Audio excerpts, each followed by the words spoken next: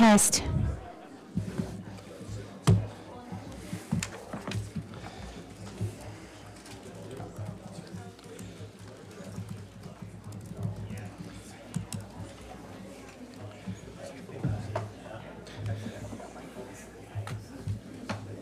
What is that?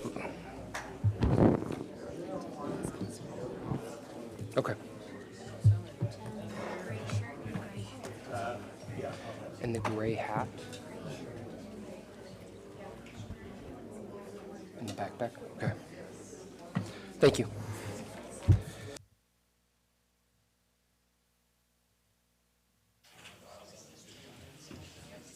We'll get started in a moment.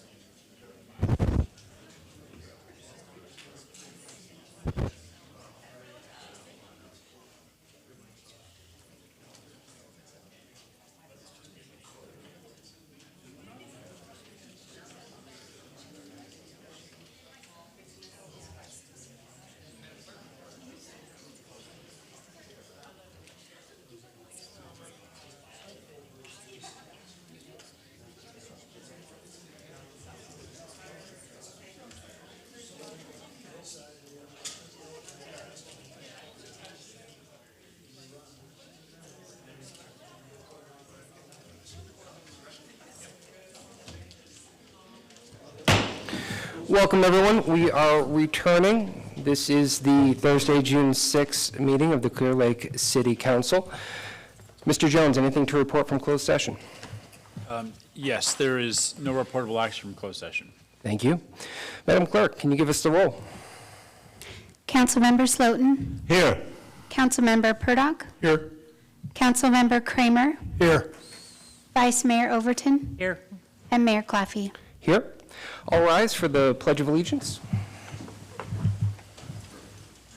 I pledge allegiance to the flag of the United States of America and to the republic for which it stands, one nation, under God, indivisible, with liberty and justice for all. Could remain standing. Councilmember Slutin, could you lead us? Yeah, moments of silence. My brother-in-law passed away this afternoon. He was the caretaker of my wife's autistic son.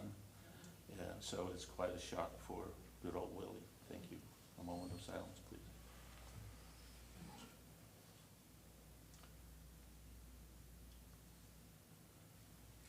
Thank you. Sorry, Dirk.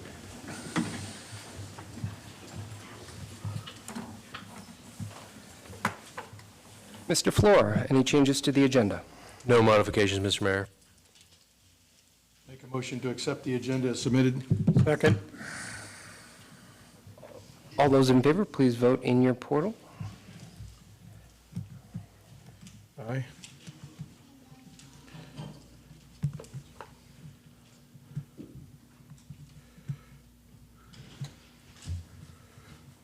Motion passes with unanimous vote of the council. Thank you, Madam Clerk. Mr. Jones, it appeared I jumped the gun. Announcement of action from closed session. Do we have to repeat, or are we? Okay. I did report it, but there's no, the order doesn't matter, so we're okay. Thank you. Thank you. All right, we're going to move on to item G, a presentation of a proclamation declaring June 2024 as LGBTQIA+ Pride Month.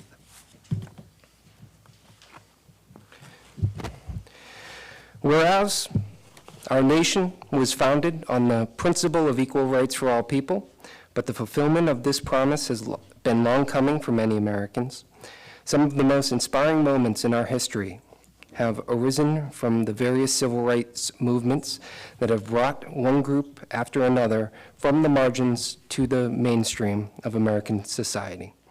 And whereas in the movement towards equal rights for lesbians, gay, bisexual, and transgender, intersexual, asexual people, a historic turning point occurred on June 28, 1969 in New York City with the onset of the Stonewall riots. During these riots, LGBTQIA+ citizens rose up and resisted police harassment that arose out of discrimination, criminal laws that have been since declared unconstitutional, and in the 4 decades since, civil rights for LGBTQIA+ people have grown substantially. And pride celebrations have taken place around the country every June to commemorate the beginning of the Stonewall riots. Whereas California has been a leader in advancing the civil rights of its LGBTQIA+ citizens, and while further progress is needed, it is important to recognize and celebrate the substantial gains that have been archived, and in the city of Clearlake stands with the community in the struggle to ensure equal treatment for all and to advocate for the rights as human rights.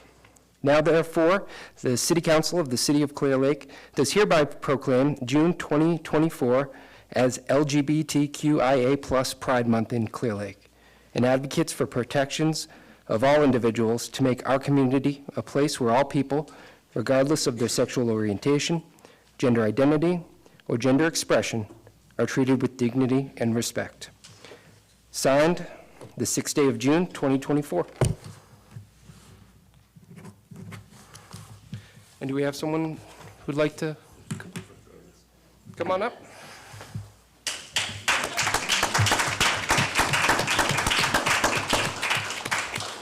Thank you, Mayor. Absolutely. Sure. Thank you, Mayor Claffrey. Thank you, council. Thank you, staff.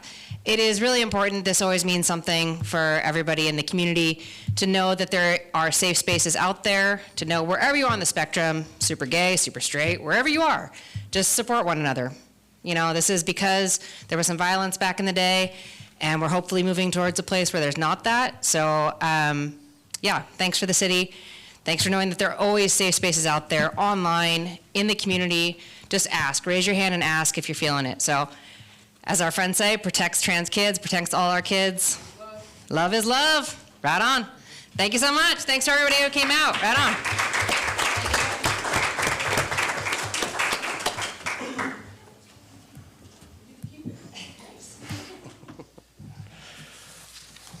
You'll excuse us, the gays are leaving. See you in SAC this weekend. All right, we're going to move on to item H, public comment. This is the time for any member of the public to address the city council on any matter that is not on the agenda, that is within the subject matter jurisdiction of the city. The Brown Act, with limited exceptions, does not allow the council or staff to discuss issues brought forth under public comment. I have a couple of public comments here. They may be addressed in the agenda, so I'll call your name if you'd rather speak later in the session. That would be preferable if it's related to the future agenda items. But we'll start with Matthew Mackey. And when you come up, please state your name and city of residence.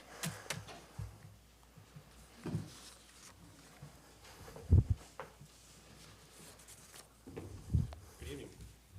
My name, If you could pull the mic Speak into up the here. mic. Thank you. my name is Matthew Maki. I'm from Redwood Valley. I am the engineer representing EBA Engineering on behalf of Highlands Mutual Water Company. I've been asked to speak about the work that we've been doing over the past year and a half for Highlands Mutual. During the Okay, we do have an agenda item later that talks about water issues. Is this going to be divergent from that greatly? Not necessarily. It was my understanding that it was not on the agenda, but if that's the case, I can. I just wanted to make sure that what you were going to say was not something that was on the agenda. So just to, and we'll reset your time if you'd like to continue to speak. We do have a presentation and discussion on Clear Lake's water providers as item 13.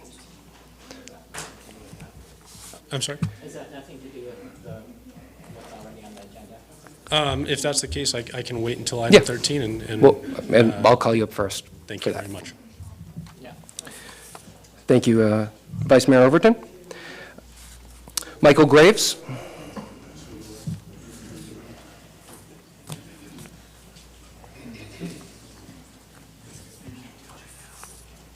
And Michael, I'll ask the same question. Will your comments be better fit for item 13? The last part of it goes to that.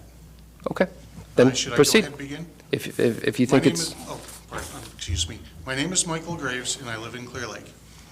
In the latter part of 2023, the city of Clearlake bought 2 properties located at the old airport for $810,000. This was done even though the city has a debt of over $14 million that was borrowed on projected revenues from Measure V. The payoff is over $17 million, approaching $18 million, according to what I was able to look at. On December 7, 2023, a special city council meeting was held to discuss the agreement of the sale of these properties, along with another property to combine to make 3 acres total. The buyer of these 3 acres is to be Adventist Health. The price of this sale from the city to Adventist Health was $1. In this agreement with Adventist Health, the city of Clearlake has volunteered to pay for the environmental impact report. On January 18th, a consulting service was hired for an amount not to exceed $599,825. At a January 2024 judge's breakfast, City Manager Flora talked of an ambition to combine the 3 water companies that serve Clearlake.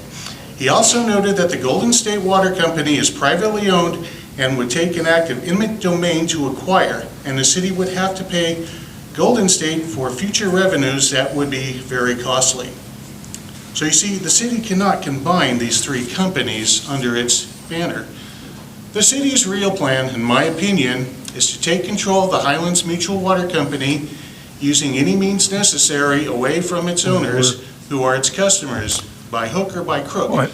That was stuffing a ballot box with 92 fraudulent votes in April. all right, sir, you're delving into item 13 a bit here. Almost done. But Point of order, sir. Okay. Public comment is for the items not on the agenda. And you're speaking to an item on the agenda. I just got a sentence or two. May I finish? if it's along the same topic, we're going to hold. Mr. Graves. We've got other people that. Okay. And you're welcome to come back up for, Okay. Thank you. thank you.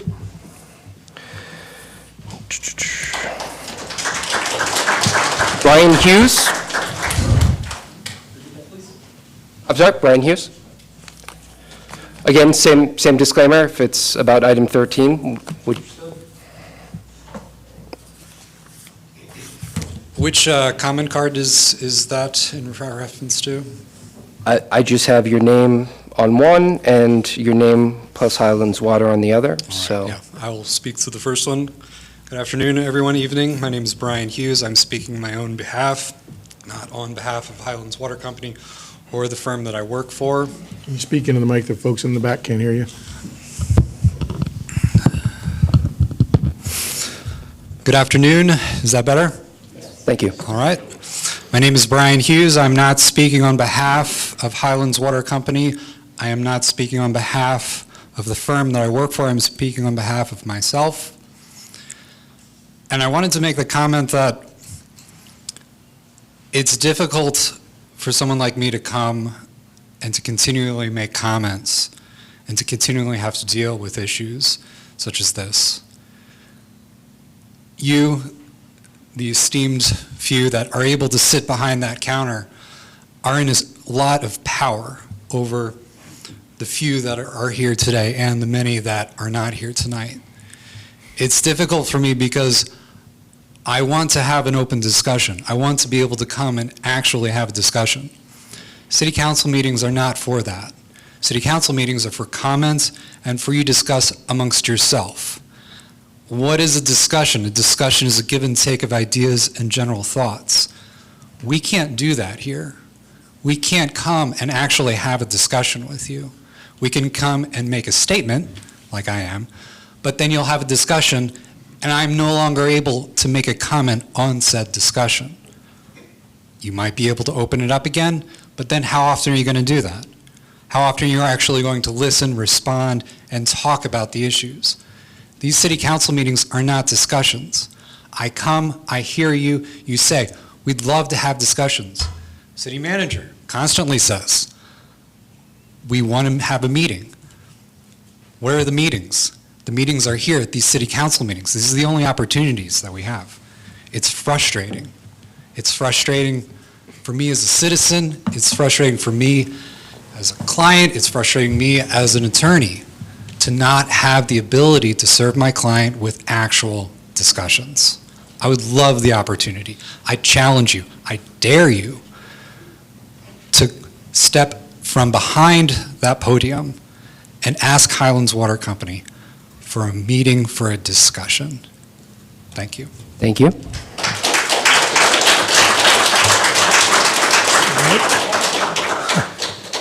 All right, Chris Talaferro. Mine is actually item 12, so. Thank you. I'll call you first for that item.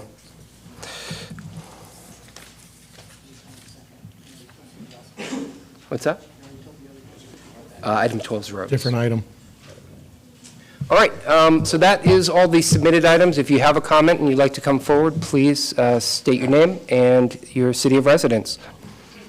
And again, similar disclaimer, if it's on a future agenda item, hold for that. We are still on public comment, and I'll announce each agenda item as we get to it. Is there any further public comment? Yes, come forward, please.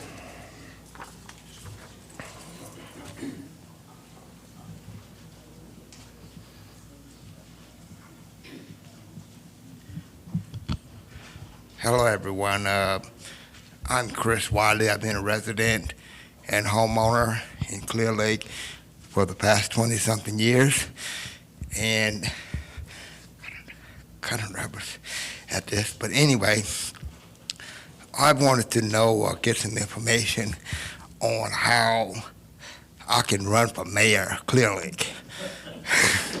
You know what I mean? I mean, I'm doing something brave, but it would be also something different for the community. And maybe, I don't know what you guys would think about that, or where can I get the information? I would love to be a mayor of Clearlake. So your best path is to check out the city website and then contact our city clerk. She can give you all the election information. Okay, city clerk? Who's Yep. the city clerk? That's Melissa Swanson, right over there. Okay, hi, Mayor, how are you? I might be your partner one day if you don't mind.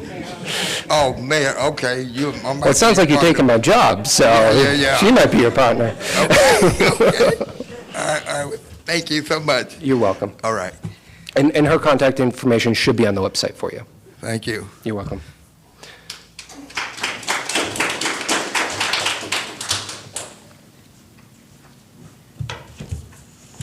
Good afternoon. My name is Brian Hughes, and I'm an attorney representing Highlands Water Company, speaking on behalf of Highlands Water Company, not on the topic of agenda item, what was it, 13?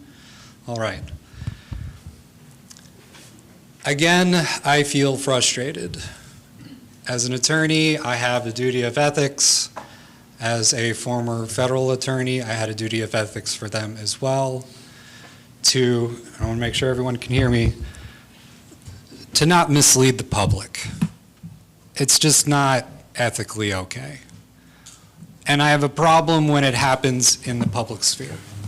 I loved my job as a public servant, and I still love my job as a public servant because I get to do what's right. At the end of the day, that's all I want to do. At the last public meeting, I'm going to read you a quote from city manager.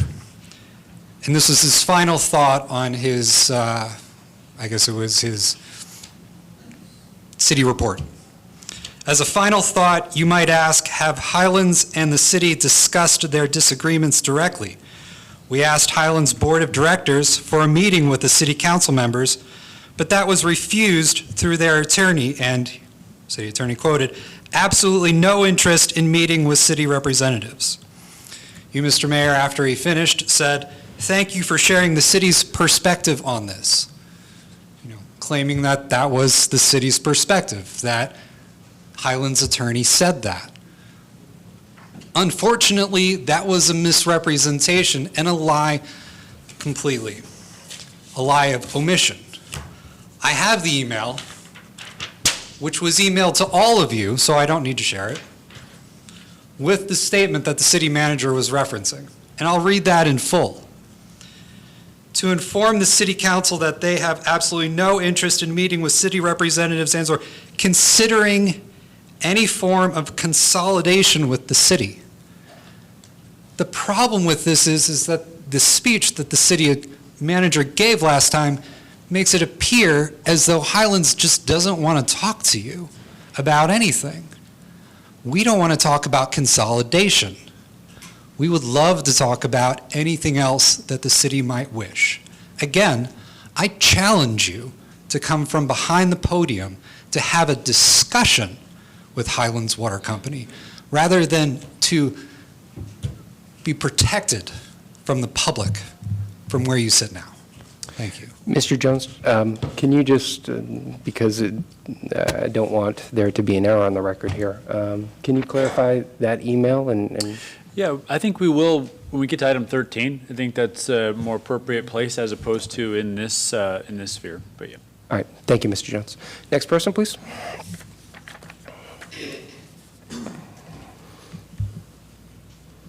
Thank you, ladies and gentlemen. Oh, there we go.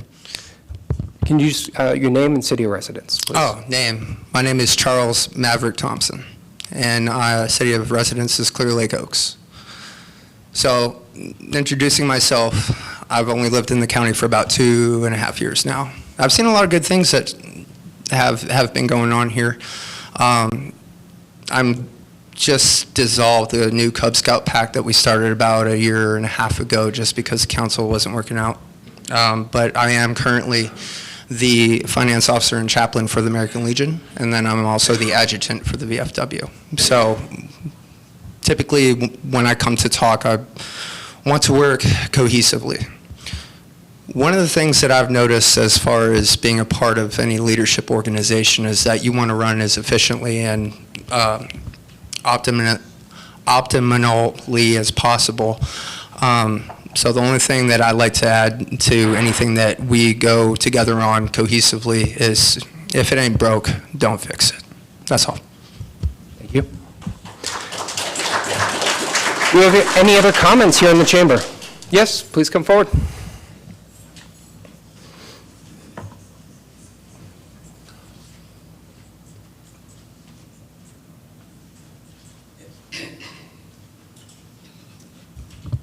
Oh, shoot. Why don't you just hold it while you're talking? Maybe that's a good idea. How's this? My name is Margaret Garcia. I live in the city of Clearlake.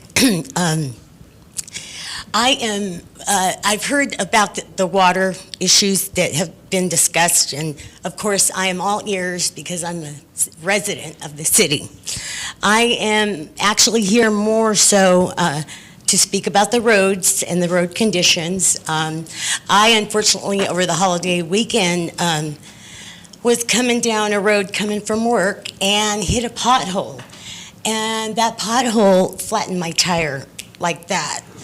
So luckily I was able to get home. It was the holiday, couldn't get my tire fixed for 2 days.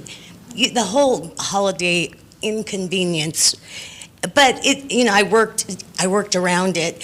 But of course it reminded me of the horrible condition a lot of these roads are in, and the roads that your tourists that come in here every weekend, your fishermen, all of that. They get hit the same roads, hit the same potholes. So I'd like to know that someone is seriously taking a look at this and trying to see what can be done regarding the road conditions in a lot of specific areas. Yule Avenue, that gets traveled constantly. So that's my main topic, okay? I would also like to comment on some of the comments I've heard so far. And I would just like to say that the city council is not hiding. They're here every first and third Thursday of the month, every month, to hear various topics, not just the water, various topics. So they're not hiding, and they're here available to hear your comments on whatever it is you may want to address. So they're here all the time. And I for one, I am glad they're here because there's not a lot of people paying attention. And so maybe it's a good idea. Come more often And I appreciate the work that all of you do. I know it's difficult, but I you, Ms. appreciate Castillo. you guys. Appreciate it. Thank you. Yes, come on forward. And my condolences. My condolences. Yeah. Hi there. My name's Stephanie Hummel. I'm from Clearlake. And I mean, there's people here, so maybe we could get an answer about the senior center and what's going on with it. And, you know, we had 100 degrees today. Is there any place that we can get some relief if we don't have any power? Because our power did get shut off yesterday or the day before. One more other thing is, I want to say thank you for getting the plates put, the road fixed across from the senior center, but sometimes when you're driving at night, if there's no lines in the middle of the road, it's hard to do that. So I just wanted to put my 2 cents in there. Thank you. Mr. Flora, can you give us an update on the senior center situation? Sure, Mr. Mayor.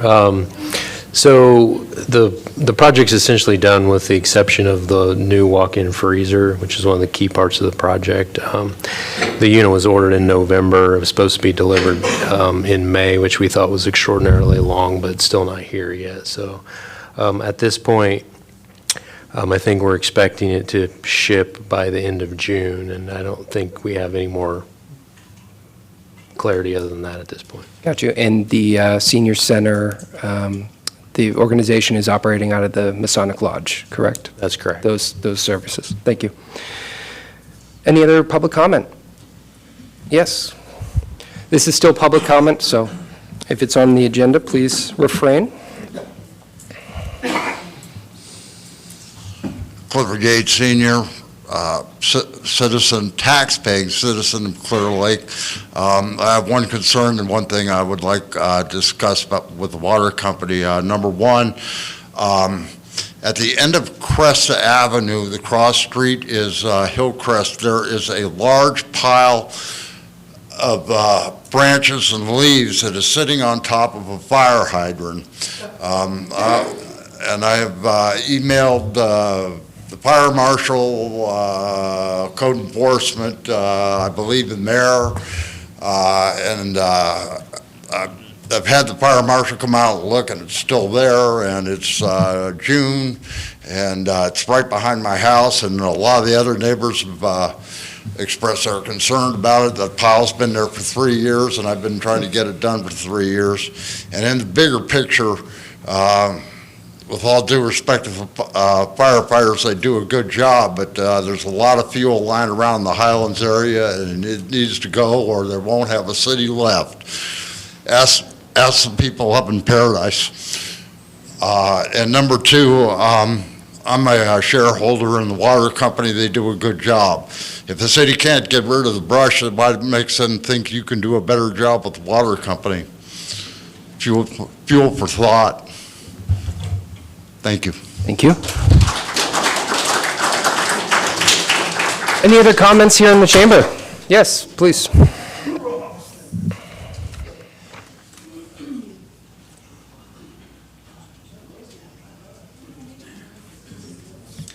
Good evening. My name is Jeffrey Dryden. I live here in the city of Clear Lake. I was fortunate enough to attend the judges' breakfast this morning, and I learned quite a bit. Near the end of the meeting, I raised a question: if the city became involved in private enterprise, I'm not saying anything about what that company is, how would the day-to-day management different, and how would the delivery of water, of a commodity to the residents that depend on it change? That's all I wanted to know. From kind of the answers and the way things happened, it may have appeared that I was being critical of the city and its leadership. I would like to, since I spoke publicly, I would like to apologize to Council Member, or City Manager Allen, I don't know your last name, but Flora. yeah, and to Dirk Slutin, who was there, Councilman Slutin. I support you guys, and if it appeared, it wasn't my intent, if it appeared that I was being critical or taking shots at the city, that wasn't the case, so I just wanted to make that clear. Many, many years ago, I swore an oath to defend the country against enemies of the Constitution, both foreign and domestic, and I still live by it. I support you guys. And to the extent I didn't appear that way, I simply want to apologize. Appreciate it. Thank you. Any other comments here in the chamber? Seeing none. Madam Clerk, are there any comments on Zoom?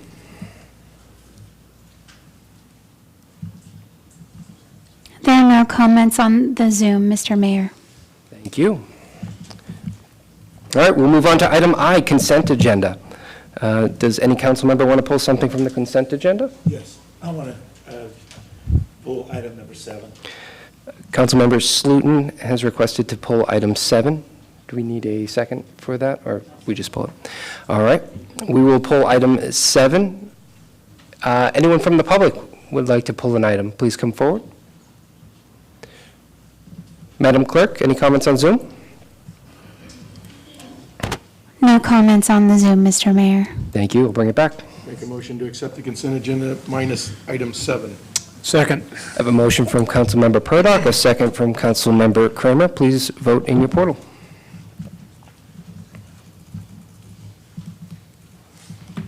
Aye.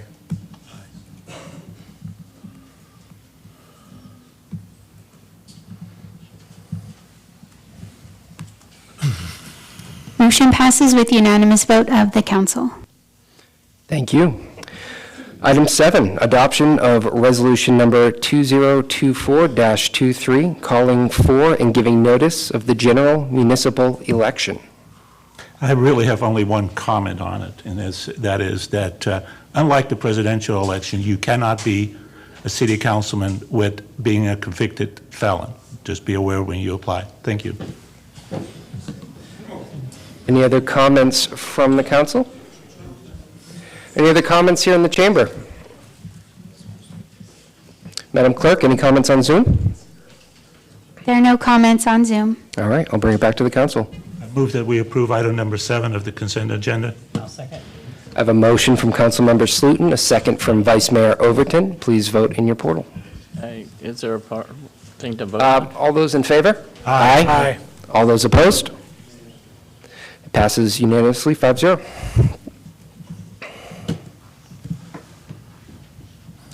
All right, moving on to item 8, a presentation on Clearview AI investigative platform. Lieutenant Snyder. Good evening, members of the council. Tonight I'm going to give a presentation on the use of the Clearview AI software. I wanted to highlight a couple key items prior to handing over the presentation to Scott Geiser with Clearview AI. Several months ago, Mayor Claffey recommended that we look into this product. It was called Clearview AI software. The department reached out to Clearview and conducted a several-day trial period with the Investigations Bureau. The investigators gave several positive feedbacks that the program added another tool to help them in the rapid identification of persons, including suspects and victims. All right, thank you. Next slide. So basically, what is Clearview AI? Clearview AI is an American facial recognition company providing software to law enforcement and government agencies. The company's algorithm matches faces to database of more than 2 billion images collected from the internet, including social media applications, state and federal databases. U.S. police have been using the software to apprehend suspects, criminals, and identify missing and unidentified persons. So here we have a slide is, who am I? All right, I'm going to talk about how we currently, without the use of Clearview AI, identify this person. Currently, when the officer is presented an image of a person, be it suspect, victim, missing person, this sometimes is the only information that they have. When the officer does not know the name or any information of this person, they can only ask the on-duty personnel if they know this person or have any contact. They can go into our internal database and by descriptors of the person, guess what we believe the age of the person to be, what we believe her weight and her descriptions, search through our internal system to try to find a match to this person. Once they've exhausted that, internally, they will then try to reach out to the community in an attempt to identify the person. And, I believe people see on social media posts numerous, can you help us identify, can you help us locate this person? So after the photo, if that is exhausted, and we've tried a couple other techniques, the case will go cold. We cannot prosecute case without suspect identification. And then on a more immediate or emergency standpoint, if we need to try to identify where this lady lives, if she needs medical care, at this point, we do not have any means to identify her. We have run into several scenarios with patients with dementia or other disabilities that are nonverbal and cannot talk, including small children. With the use of this tool, it can easily capture the image and then scan through the database in an attempt to identify an investigative lead to help identify this person. In a couple minutes, Scott is going to describe how that is actually done. Next slide. California has around 20,000 active missing person cases on average. The California Department of Justice Automated Database lists over 3,000 missing people currently in the state of California. The database is only available to authorized law enforcement and criminal justice agencies. This program will also assist in the identifications of subjects. And then the fifth slide. The department recognizes that AI is a newer technology and is rapidly evolving.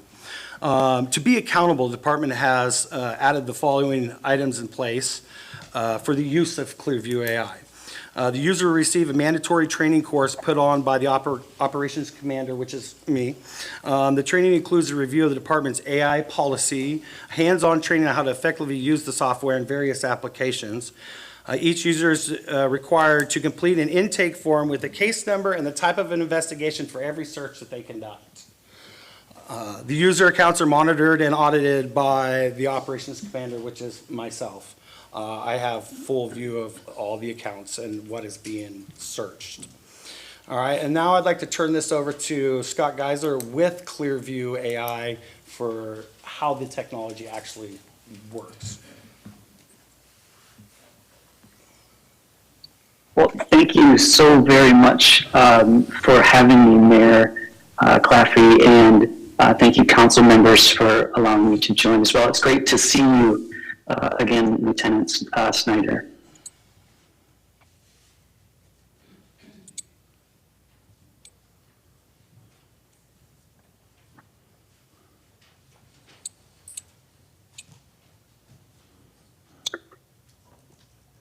So we at Clearview AI are here to provide investigative leads to your police department. Now, just recently, as of this past month, these investigative leads, we hope, will provide an environment that allows you to make your community safer.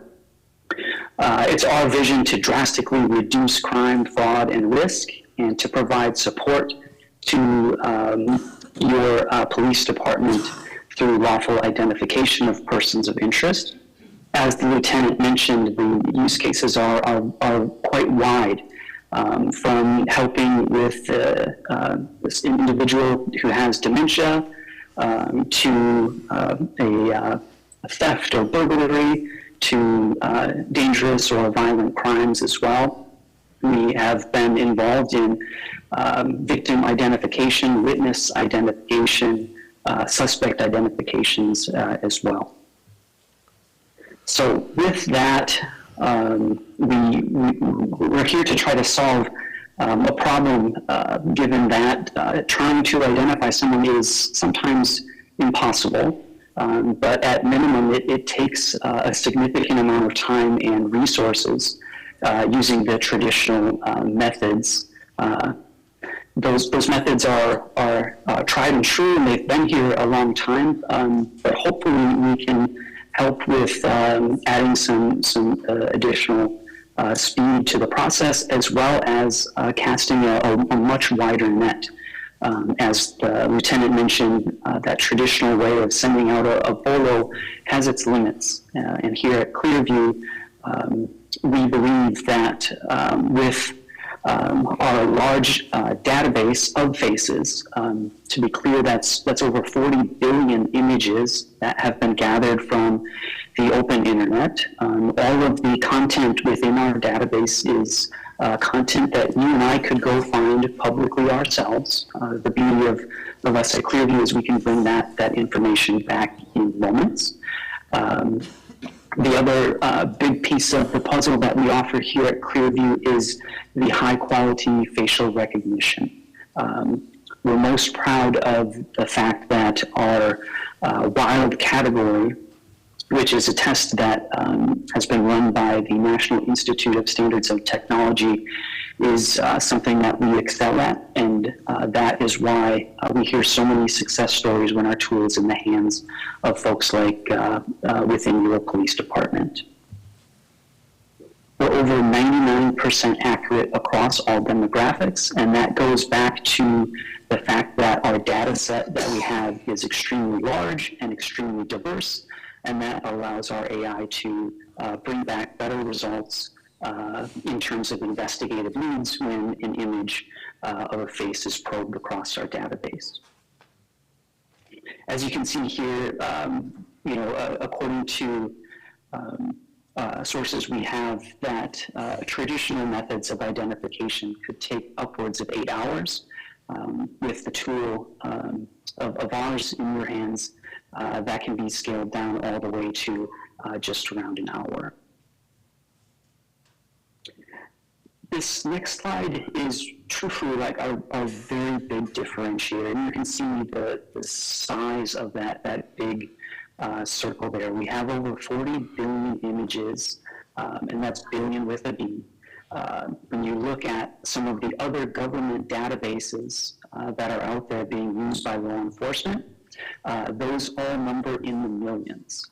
So our global database can be very impactful as for those individuals who are not in the system, so to speak, those individuals who are potentially younger in age or potentially not from the United States domestically.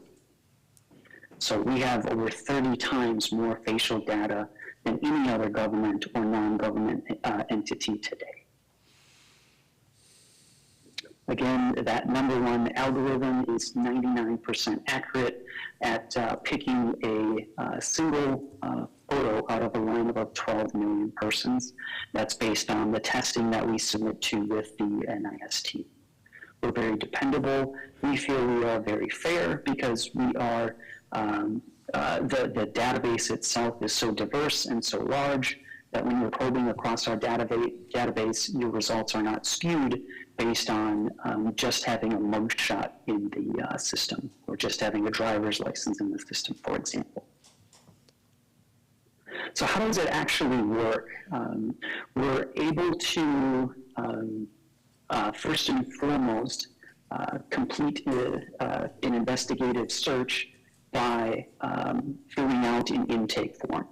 This will be the CGIS code, this will be the case number, and the type of investigation for this image being probed. Once that intake form is completed, you will then upload your probe image. That could be a still image, or that could be a video roll, maybe captured on a Ring doorbell or some security camera or something of that nature. And then at that point, you are able to probe that face across our database and glean through results very quickly with a solid internet connection. Usually within a matter of seconds, you'll be sifting through results. These results are essentially those public images, those public pieces of content that we have in our database. Those are primarily information from social media platforms, news sites. There are public booking or mugshot type photos in our database as well. Anything that we have been able to bring in our database that is open source in nature, that is not password protected, not username protected, not firewall protected, etc. Those images will be the full image of that content, and it will also include the URL for where that image was found. The detective or investigator will then click off to that link and proceed with a deep dive for more intelligence on that person of interest. As you can see here in the second image there, you'll view a bunch of thumbnails of the faces. Our system will rank those in terms of the quality of the results, first to last. And as well, when you click into those thumbnails, you'll see the full image, and all of the other faces within those images are dynamic as well. So this proves to be very valuable in terms of putting someone in a certain place, in a certain time, in a certain space. In some instances, it's also very helpful in unraveling a network, so you're able to build out a large profile on who you're looking into.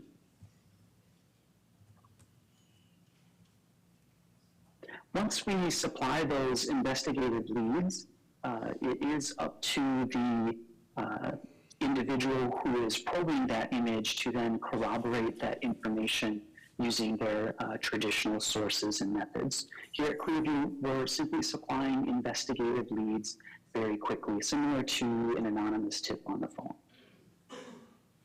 The types of use cases are extremely various.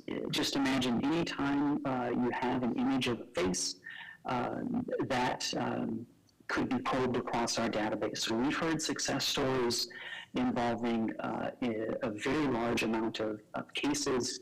This is just a small example of the types of investigations we've been a party to. I've included one success story here that hopefully you all have the ability to hear more from as your department continues to use the tool.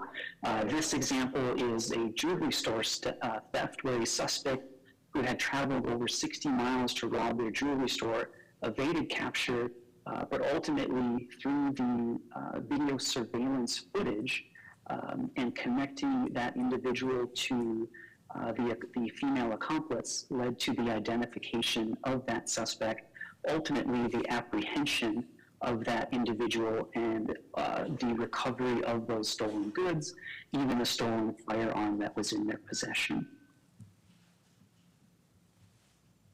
We take security extremely seriously. We work with a number of important agencies here domestically in the United States and also abroad.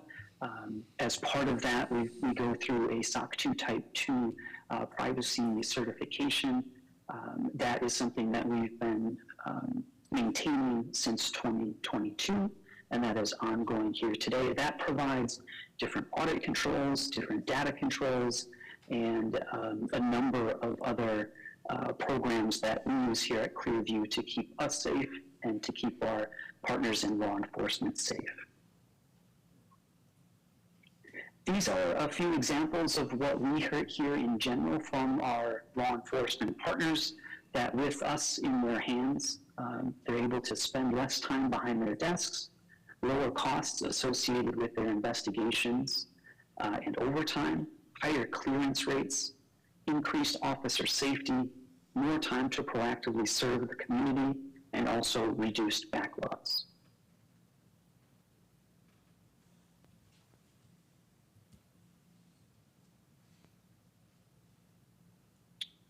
I'll stay on for questions. Thank you. Any other comments, Lieutenant Snyder? I just wanted to add, he did show one of the slides that he showed up there. He didn't hit on it. It was numbers. Oh, sorry. I just wanted to point out one of the slides that actually really touched me when I demoed this product here.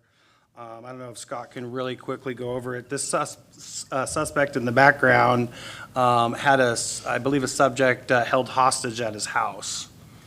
And during that, he didn't have a social media, and as the program searched, these two ladies in the front was actually their photo. He is working in the background emptying a garbage can. Through this, they were able to locate the victim in this case and take this individual into custody. So that really, got my attention when he reviewed that. A lot of people focus on the crime side, but also I want to point out that this can be very helpful for victims. And that's pretty much it. Thank you. Vice Mayor Overton. So I do have a question on how we handle, I notice that we have, we tend to have quite a few missing juveniles. How will this system help us with that? How do we handle the juvenile pictures and stuff like that? I mean, how is that, is it just strictly social media that they pull off of, or? Okay, yeah, I'd be happy to answer that. So this has two applications, either via desktop or through a mobile app. The officer can collect a photo of the subject. It's then going to search through the database to help identify the person. So if the person's name is unknown, it will first help identify who they are. And then through associates and whatnot, you can also identify family members and other trends that might link you to a school or some type of information, work.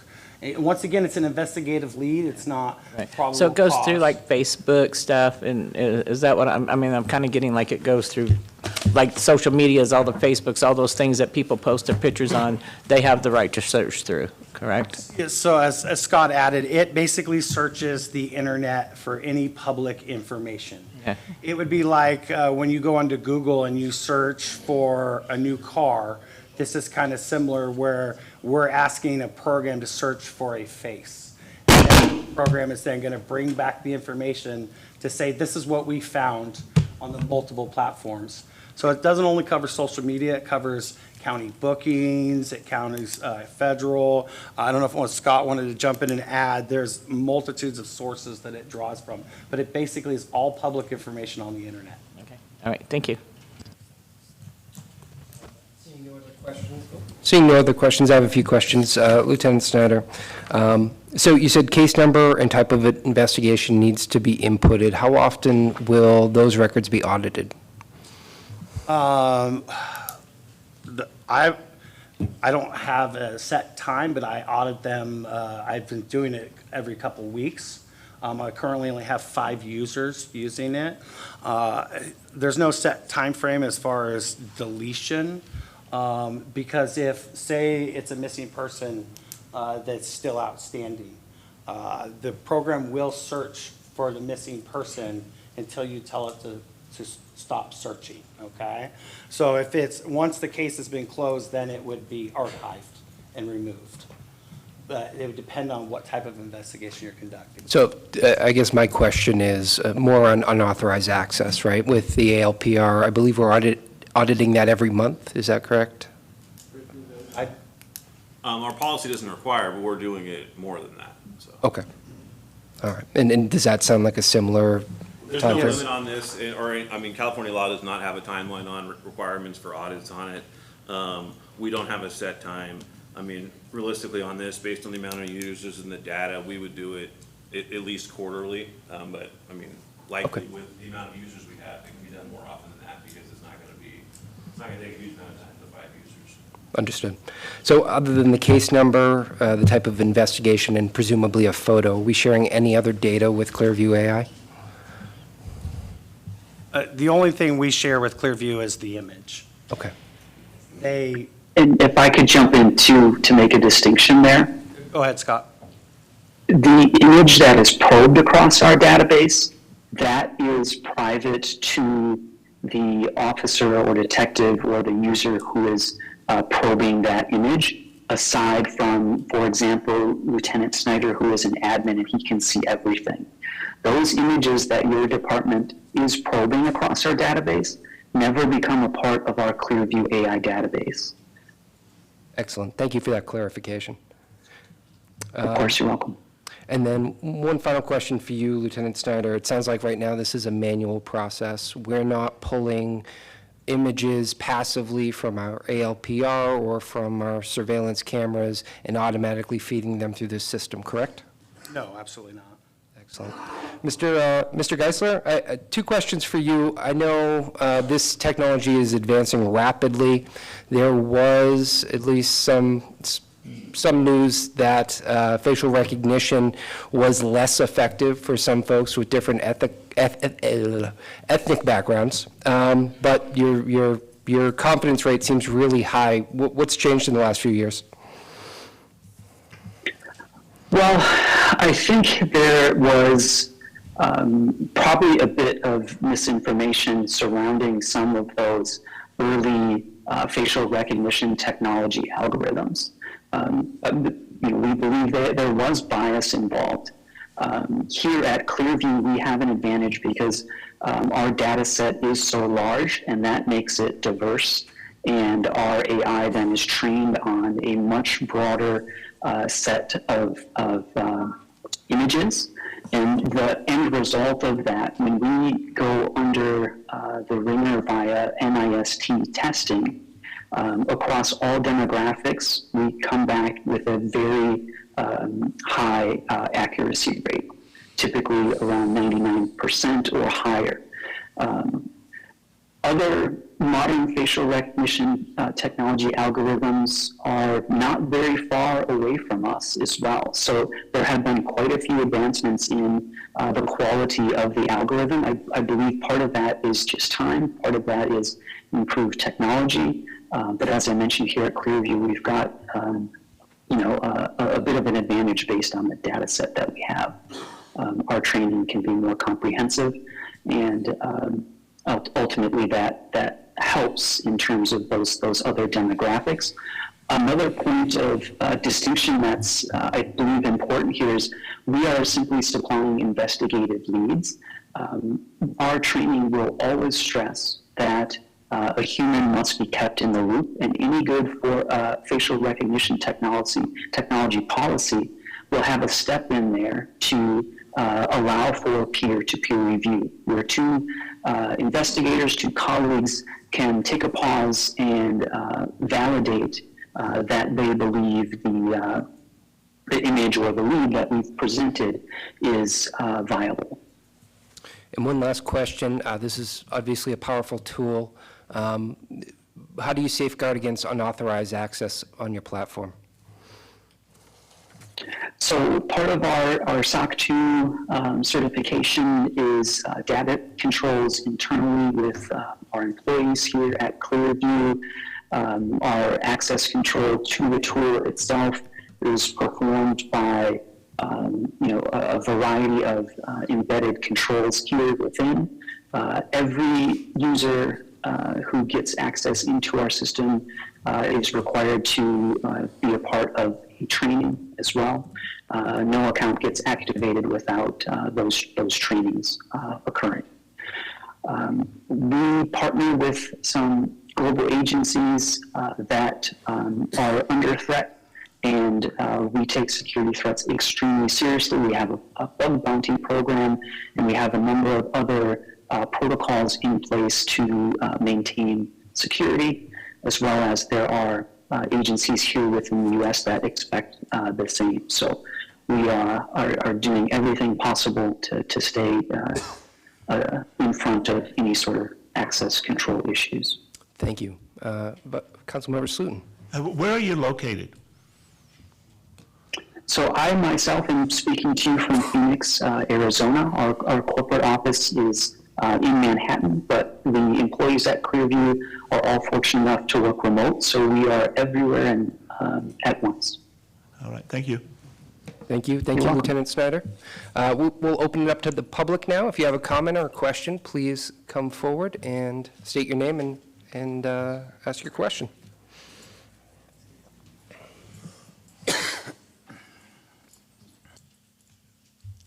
Cliff Yates, Clearlake. I was just wondering, are you on a redundant server system? In other words, how fail-safe is the actual system, and how stable is the database, and what is the core database that you are using? Were you able to get that? So I can't.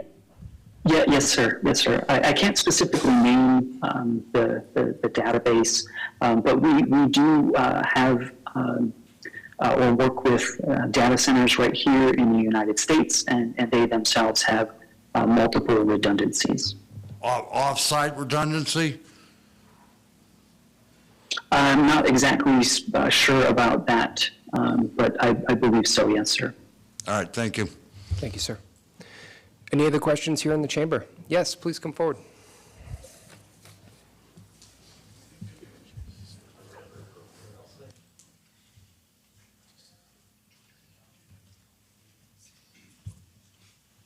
Again, it's Margaret Garcia, City of Clearlake, I live.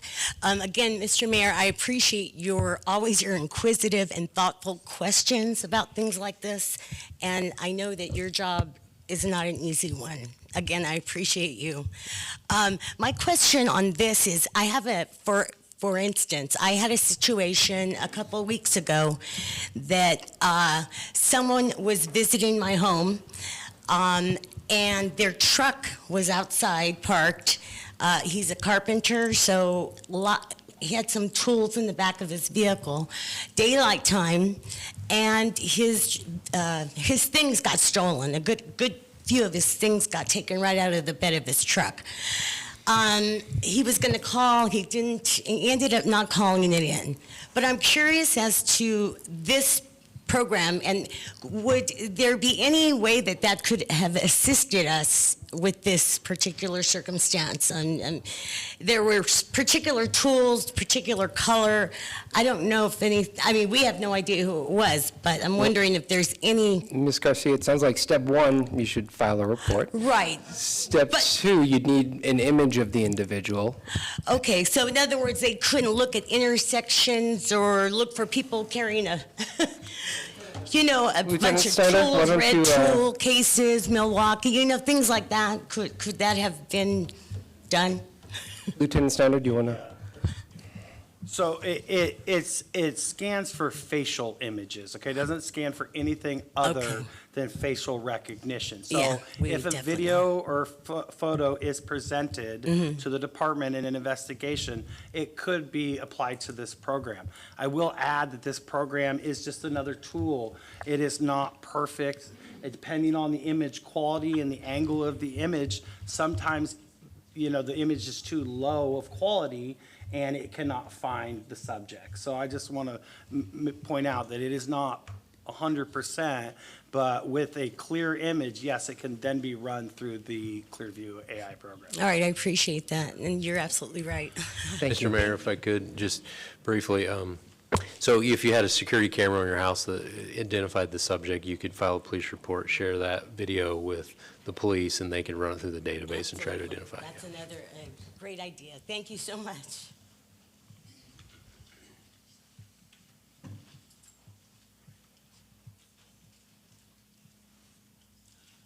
Good evening. My name is Jeffrey Dryden, and I haven't moved in the last 27 minutes. Mr. Geiser, two questions. The first one kind of has two halves. Could you speak somewhat about your false negative rate and your false positive rate? How many times do you have somebody in the 12 million mugshots and you fail to identify them, even though you've got a clear input? How many times do you have clear input and you wind up sending someone through the legal system even though they're not the villain? Well, before we go to Mr. Geiser, Lieutenant Snyder, just can you clarify that it's a investigative lead tool first? And then we'll get to the stats.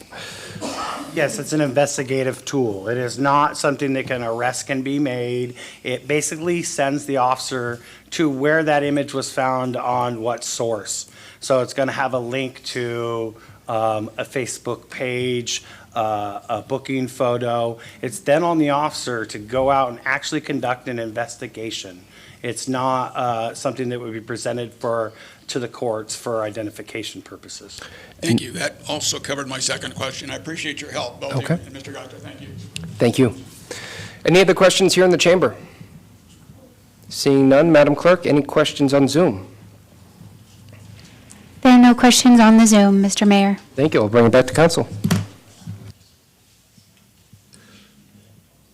Yeah, so there's no action needed. We just, we're pretty excited about the potential for helping our investigations and, benefit to the community. There's, a lot of things that happen that leads are difficult, and we just wanted to share with both the council and the community about this new tool. Thank you, City Manager.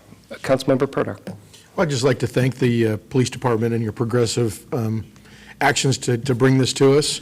I also received some information. I understand we've used some of the other cameras that we already have installed around town. Found somebody had a piece of equipment, I believe, in a trailer that were picked up, and you guys quickly apprehended the bad guy and recovered the property. Just wanted to thank you for that, and appreciate your good work. Thank you. We appreciate all that you do for us. And yes, we are constantly looking, like I said, as these new technologies evolve, at the various products that are out there. Mr. Geiser, thank you so much. Lieutenant Snyder, thank you. Chief, thank you. Thank you. And we'll move on to item 9, award of contract for the wayfaring and digital marquee signage project. Ms. Leba. Thank you. Good evening. Tonight, the City Council is being asked to approve a contract with Square Signs LLC for $306,560. A little background on this, that the city was awarded funding through the Clean California Local Grant Program. There are various projects associated within the grant funding, with wayfinding signs and digital marquee signage being 2 of those. Staff solicited bids for the fabrication and installation of digital signs and wayfinding sign placement in various areas of the city. The digital marquee signage includes 3 5x8 electronic message signs to be located at City Hall, the Senior Community Center, and the Youth Center.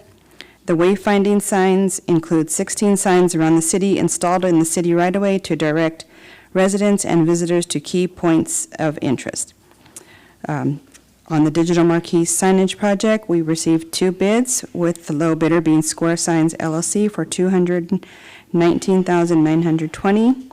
And on the wayfinding is Square Signs LLC as well for $86,640 for a total of $306,560. Tonight we ask that the project be awarded to Square Signs LLC.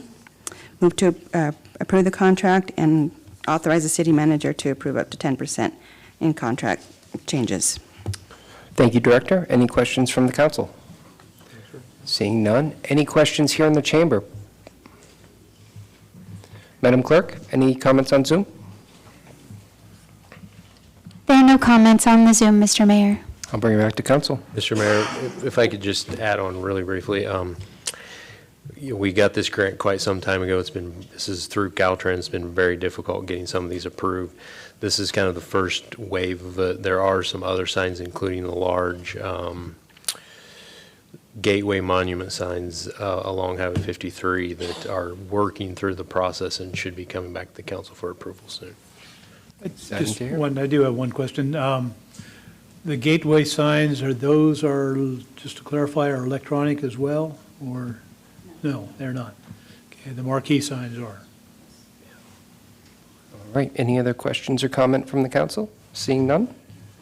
I'll take a motion. move that we approve the award of the contract of wayfinding and digital marketing marquee signage program for the amount of $306,560. I'll second that. I have a motion from Councilmember Slutin, a second from Councilmember Kramer. Please vote in your portal. Aye. Motion passes with unanimous vote of the council. Thank you, Madam Clerk.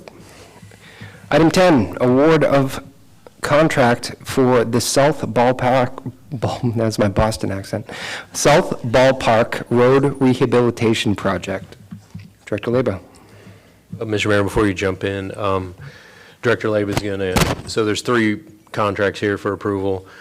She's going to give a short presentation on some of the road projects that have been done the last few years and an overview of how we got to this point for these projects. So bear with her through the presentation, and then we can get back to the specific project. Thank you. Hi. So tonight I'd like to give a presentation on road rehabilitation projects, just to give an overview on what we've done, what we're doing this year, and upcoming projects in the future. Just for a little clarification. Next slide. Oh, I can't see that. So road projects completed since 2017, we have spent $19,707,911.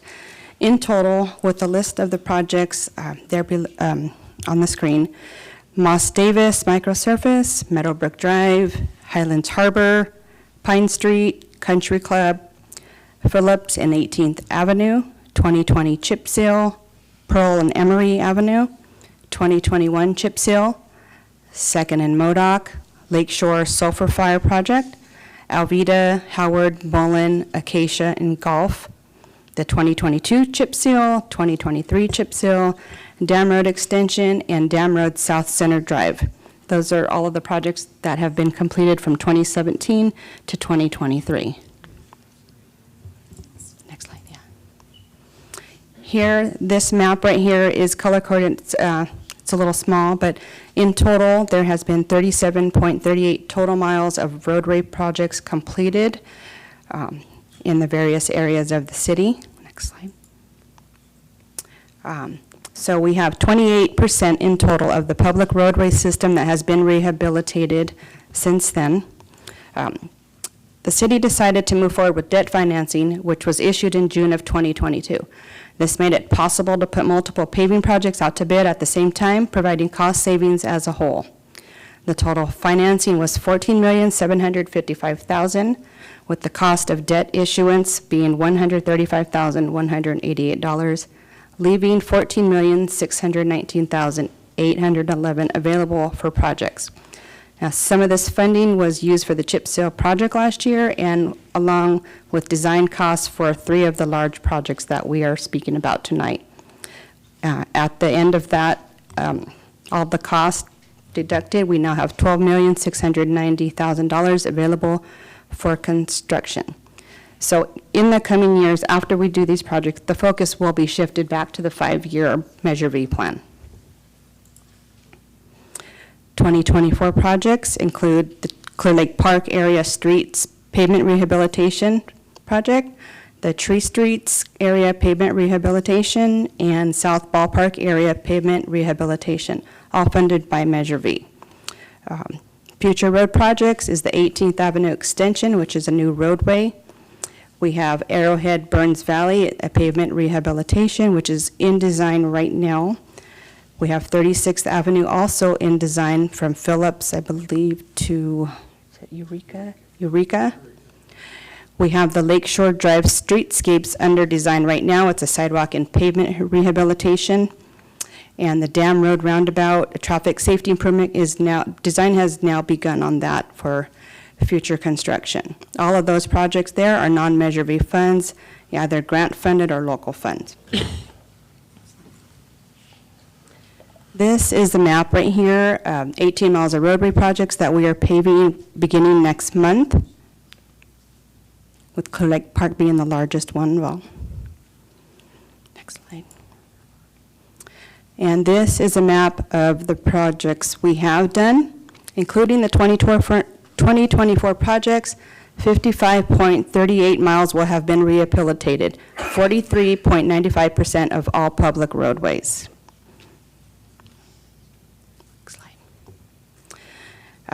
Wanted to bring to attention, I know there's a little bit of misunderstanding on public and private roads. We'll go through ownership, accessibility, and maintenance. Public roads are owned and maintained by the city and are funded through taxes intended for public use. These roads are open to the public and provide access to homes, businesses, and other public spaces, and are typically maintained to a certain standard by the relevant governmental authority. Private roads are owned by individuals, organizations, or communities. This can include residential streets or roads on private property, such as a shopping center, roads owned by a company to access their facility, like utilities. This means the roadway has not been dedicated or accepted as something to be maintained by the public authority. This is a picture of a chip sealed road to the left. Maintenance of these roads. Public roads are maintained by governmental agencies using public funds. This maintenance includes tasks like road repair, snow removal, signage, installation, traffic management, and drainage infrastructure. Private roads are the responsibility of the owners or the entities that control them. Maintenance tasks can include repaving, snow removal, landscaping, and ensuring the safety and functionality of the road. The costs for the maintenance are typically borne by the owners or users of the private road rather than the public. Next slide. This map right here is a map of public and private roads. In blue are the public roadway system, 126 miles. Red is the private roads, which is comprised of 37 miles. Next slide. In summary, while both public and private roads serve the purpose of facilitating transportation, they differ in ownership, accessibility, and maintenance responsibilities. Public roads are owned by the government, to the public, and maintained using public funds, whereas private roads are owned by the individuals or organizations, may have restricted access, and are maintained by owners or designated entities. In order to incorporate a private road into the city's roadway system, the road will need to be brought to an acceptable condition per the city construction standards to ensure that it has proper drainage system as well as signage in place. It will also be necessary to petition the City Council to accept this roadway via review, public hearings, and final approval.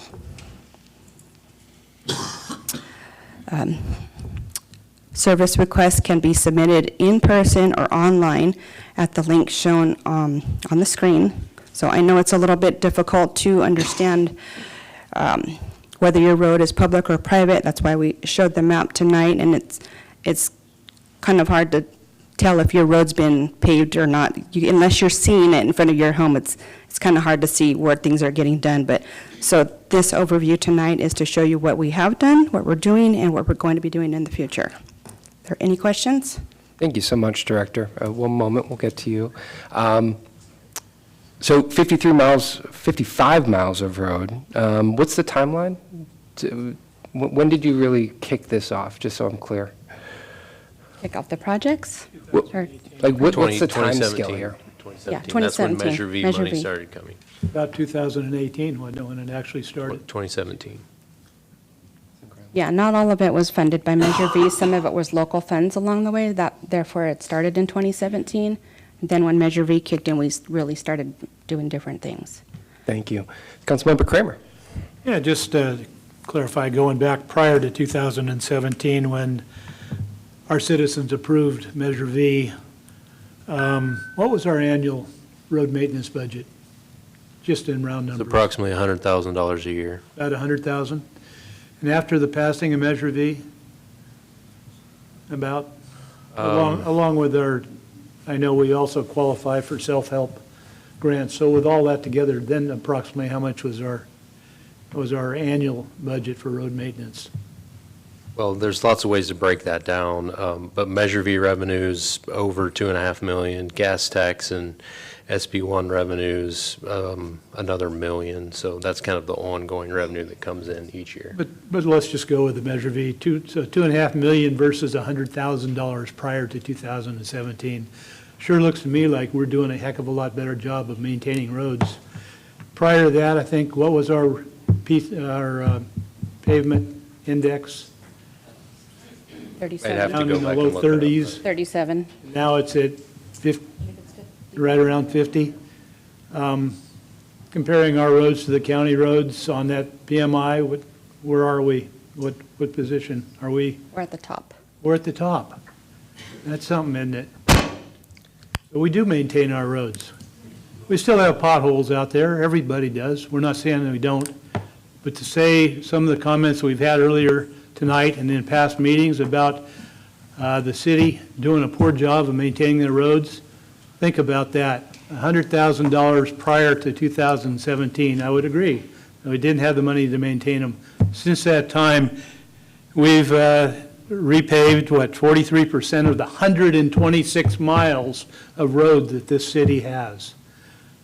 I think we've done a pretty good job, to be honest. Not perfect, but pretty darn good. That's all I have to say on that. Any other questions here from the council? Mr. Mayor, can I add just a couple things real quick? Please. So, these numbers are envisioning these 3 projects being done this year. As Director Leyba mentioned, we essentially have the design done on the Burns Valley and Arrowhead project. That is being done with federal funds, and so we're trying to complete the federal environmental review for that one. So there's still a decent likelihood that that will be completed, and we'll be able to put that out to bid and construction on that project this year. Worst case scenario, it'll be all ready to go for next season. And then, of course, we're waiting on the 18th Avenue construction, and we're still hopeful that we'll be able to start that construction as well. So I just wanted to point out that those 2 projects aren't included here in these numbers, but we're still hoping that we could get them done this year. And then, a kind of final set of numbers. Director Leyba went over the debt financing. That's what's allowing us to do these very large projects.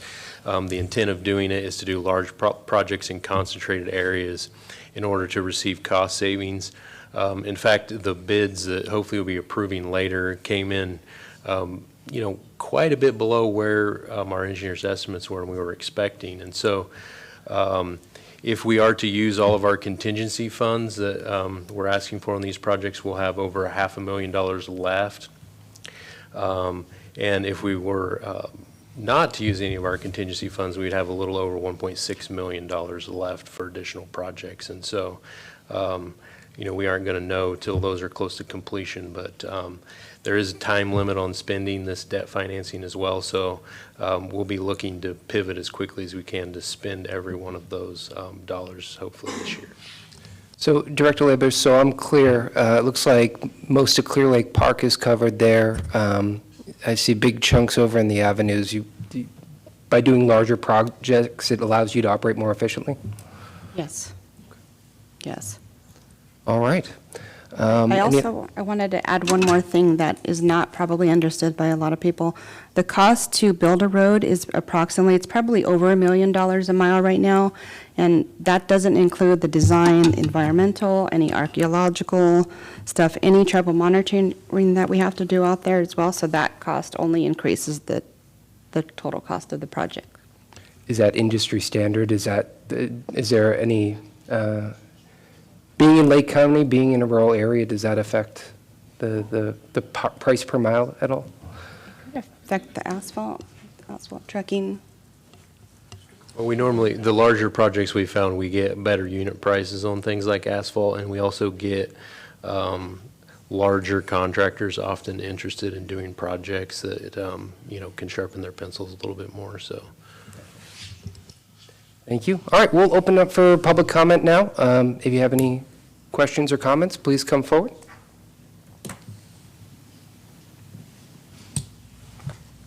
Please state your name and city of residence. Kathy Davis, Clearlake. Mr. Flora, how much did we get on gas, the tax money you had mentioned? I apologize, I didn't hear you back there. Yeah, please. Working off the top of my head, but gas tax and the SB1 funds, I think, are around generally slightly under $1 million a year. So why didn't we get that prior to Measure V? We did. So why was it only $100,000? Okay, so the $100,000 is what was spent on actually road improvement projects. Okay, so there was that funding. We also had staff that did some form of maintenance and all of that. So that funding was used to support staff and do pothole filling and things like that. The $100,000 that Councilmember Kramer mentioned is really like project-related funding. Does that make sense? Yeah. If I may, Kathy? The other thing with Measure V, the funding from Measure V goes to residential surface streets, where SB1, correct me if I'm wrong, and the other funding is for our primaries and our main thoroughfares like Olympic, Lakeshore Drive. That's where that gas tax and SB1 money is to be spent. Okay. So is that correct? I mean, I would clarify, there's no restrictions on gas tax or SB1 being used only on arterials or collectors. Any type of street work is allowed. And technically under Measure V, it can be used on any street as well, based on what the voters approved. Now, it's been the Measure V committee and the council's direction that those funds not be spent on those projects. And I think it is definitely correct to say that most of the grant funding that we can bring in is more focused on those type of projects. So the council wants us to use Measure V on residential streets, and then we're able, as you can see, I mean, we've doubled the Measure V spending with grant projects, and we focus those on things like Lakeshore Drive and 18th Avenue. So for those of us who've been here forever and prior to the city incorporation, there was really no maintenance plan, and that's thankfully why the voters passed Measure V. So one other question then, as far as the mandatory garbage service that we have and all the garbage trucks, and don't get me wrong, I'm not against that, but the garbage trucks cause a lot of damage to our roads. Does any of the money from the franchise fees go towards our maintenance of our roads? It is not, so we do receive a franchise fee, as you know, but currently that's just discretionary general fund revenue. It's not going back directly into roads maintenance. Thank you. Yeah. Thank you. Please come forward.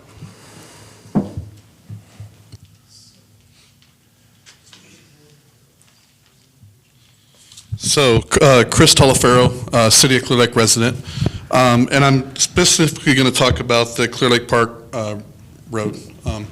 So we got the information that it's going to be starting from Arcacia and going towards the streets. And there's 2 houses due east of that, measured out 420 feet, that have been owners of the property since the 80s. One of them's been there since the 60s. And we've always maintained that road without any of the city help. We've always cleaned up in a lot of the area that's come through there. And right to the end of that, right past those houses are barricades where East Lake doesn't go any further. I mean, it does, but it stopped. You guys opened it for a little while, had a lot of issues with dumping, which we've always had over there. So this project for the Clear Lake Park, we're just asking that those 2 pieces of property be included in that, part of the project, since you're already going that direction. There's no other houses to the east besides the other 2 that are only 425 feet away. So just appreciate it, just taking that in consideration. Okay. Are you aware, have you shared the address with Director Yes. Leba? You have? Okay. All right, thank you. Yeah, thank you. Any other comments here? Yes, please come forward.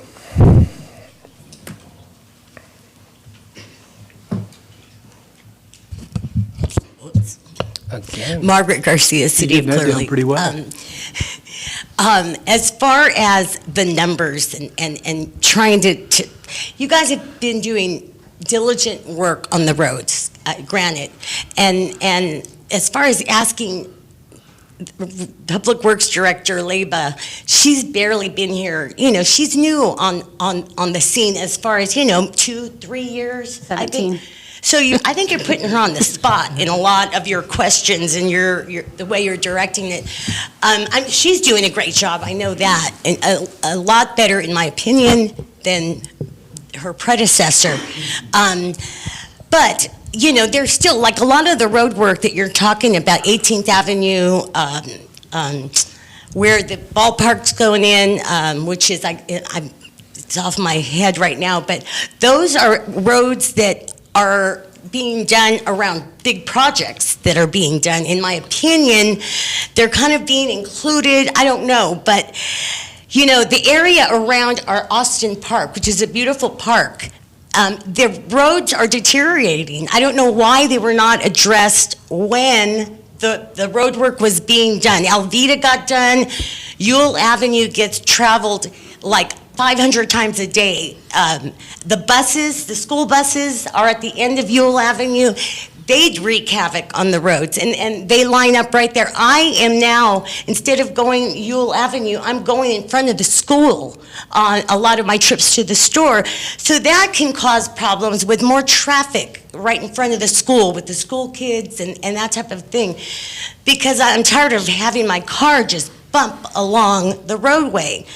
So I know you guys are doing a good job trying to get this stuff done, but I think a lot of what you've got up there, and the little maps, they're not really helpful. I can't even tell what roads you're talking about. You need a bigger map. And I'd like to maybe get some copies or copy of what you had up there, because I couldn't see what areas you're talking about. Again, Austin Park, the roads around it are horrible. You got tourists coming in, they see the beautiful park, and then, they hobble along the roads when they come and they go. So I'm just, again, reiterating my call for some attention to roads around here. All of those other roads, work that's being done, I think are great, but more needs to be concentrated around the OG neighborhood here, right around here. Thank you. Thank you. A couple of questions came out in that. City Manager Flora, where would folks be able to access this map?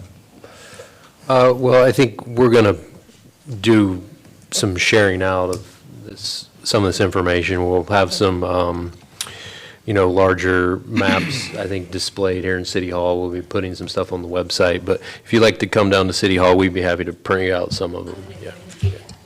And just to clarify, Director Labor has been here for 17 years. And we ask her odd questions to throw her off. This strategy is all largely by her, and we appreciate all your work, Director. She's not been in this position that long, though. That's true. True. I haven't been in this position that long either, if you're going to use that time scale. Any other questions here in the chamber? All right, seeing none. Madam Clerk, any questions on Zoom? There are no questions on the Zoom, Mr. Mayor. And just to clarify, we're going to, I believe, move forward with all three items here. So if you were going to ask a question about one of the future items or have a comment, now's the time to make your public comment. I just want to clarify that. But not 13. All the road projects. All right. I'll close public comment and bring it back to council. I move that we award a contract for the South Ballpark Road Rehabilitation Project for the amount of $2,018,696 plus 10%. I have a motion from Councilmember Slutin, a second by Vice Mayor Overton. Please vote in your portal. Aye.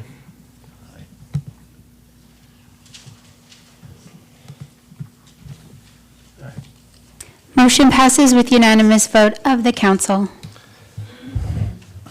Thank you. Item 11, award of contract for the Tree Streets Road Rehabilitation Projects. Any questions from council? Any For clarification, the Tree Streets run between Austin and Olympic. That's the area we're talking about. We'll have Director Labus share the contract amount. It wasn't on the, in the action because the bid opening was Tuesday. One of the contractors requested an extension, and so we didn't open them at the same time. So if she could share that with you, you'll be ready for the motion. Okay. Oops. Tonight, the City Council is being asked to approve a contract with All American Construction. The city advertised a notice inviting bids for the Tree Streets Road Rehabilitation Project on April 25th. This project was advertised on OpenGov website and sent to various builders exchange plan rooms throughout the state. The city opened bids on June 4th from the following contractors: All American Construction for $3,228,400.20. Granite Construction, $3,702,070.40. Argonaut Constructors, $3,998,787.50. Gelati Brothers, $4,362,773.60. Gelati Construction Company, $4,510,462.36. All American was the lowest responsible bidder. The total cost of the project, including 10% contingency, is $3,551,240, of which $151,200 will be reimbursed from utility companies. We ask that you move to approve the contract with All American Construction in the amount of $3,228,400.20. Thank you, Director. Any comments or questions from the council? Any questions from the chamber? Madam Clerk, any comments on Zoom? There are no comments on the Zoom, Mr. Mayor. All right, I'll bring it back to council. I move that we award a contract for this street road rehabilitation project in the amount of $3,228,400.20. Second. I have a motion from Councilmember Slutin, a second from Councilmember Purdock. Please vote in your portal.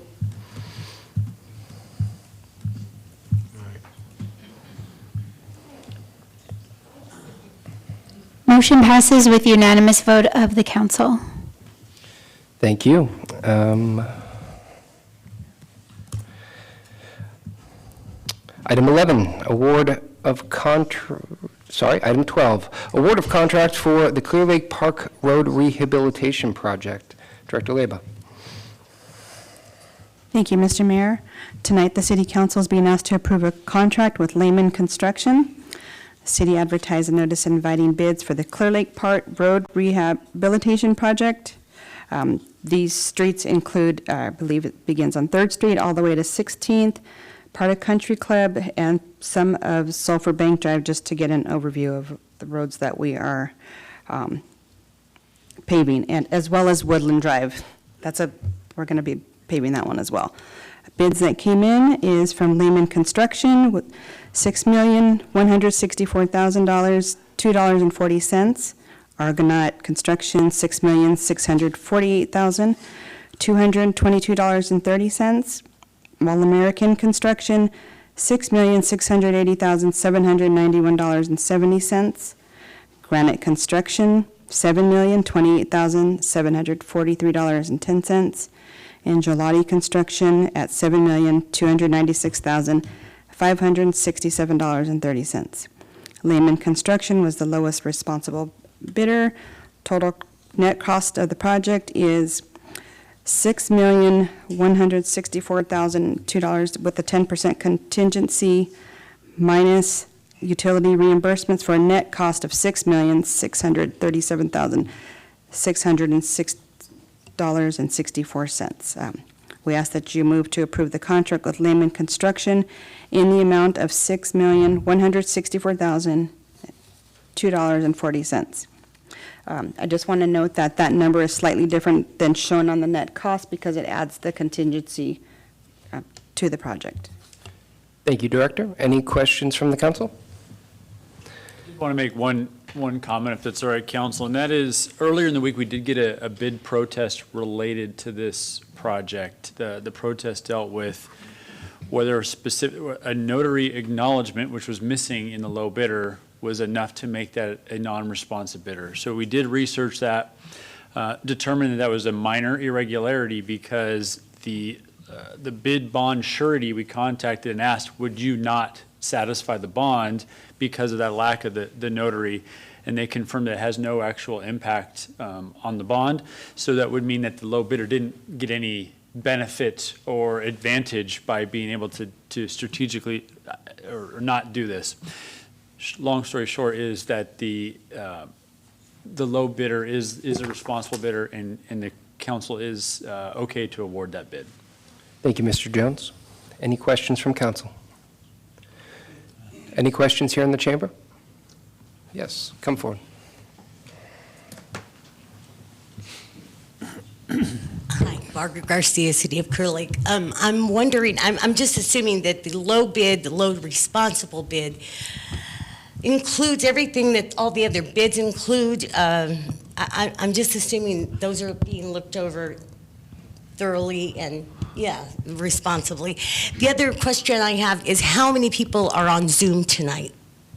Okay, first, Director Leba, all bids are standardized in some form. If you could give us a little detail. We vet all of them, making sure that they are DIR contractor registered. We vet them, showing that they have a proper bid bond in order to bid on the project. We make sure they have a contractor license, and then they have to confirm other items such as workman's comp, non-collusion, all vetted through the OpenGov system that we use. Thank you, Director. And then, Madam Clerk, can you give us an attendance on Zoom? I surely can, Mr. Mayor. There are 3 attendees on the Zoom.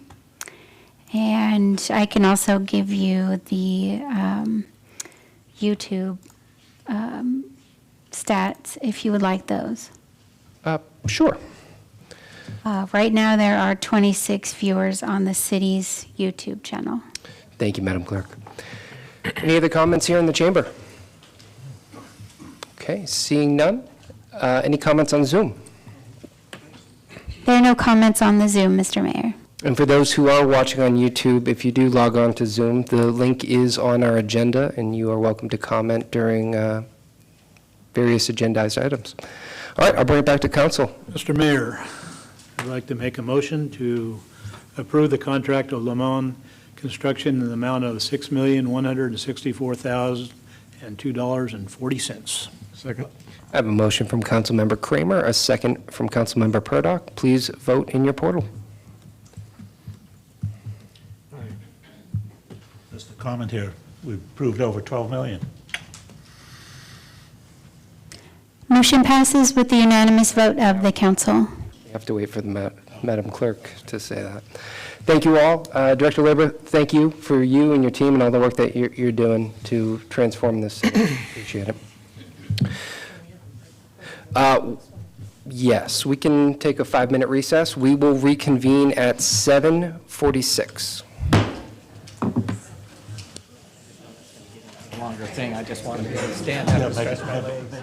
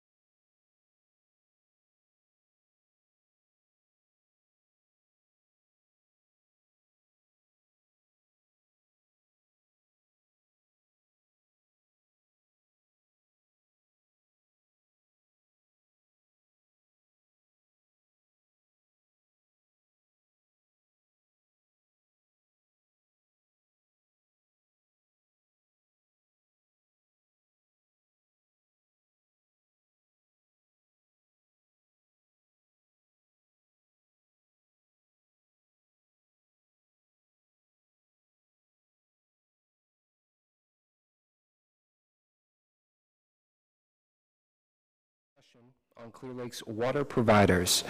City Manager Flora.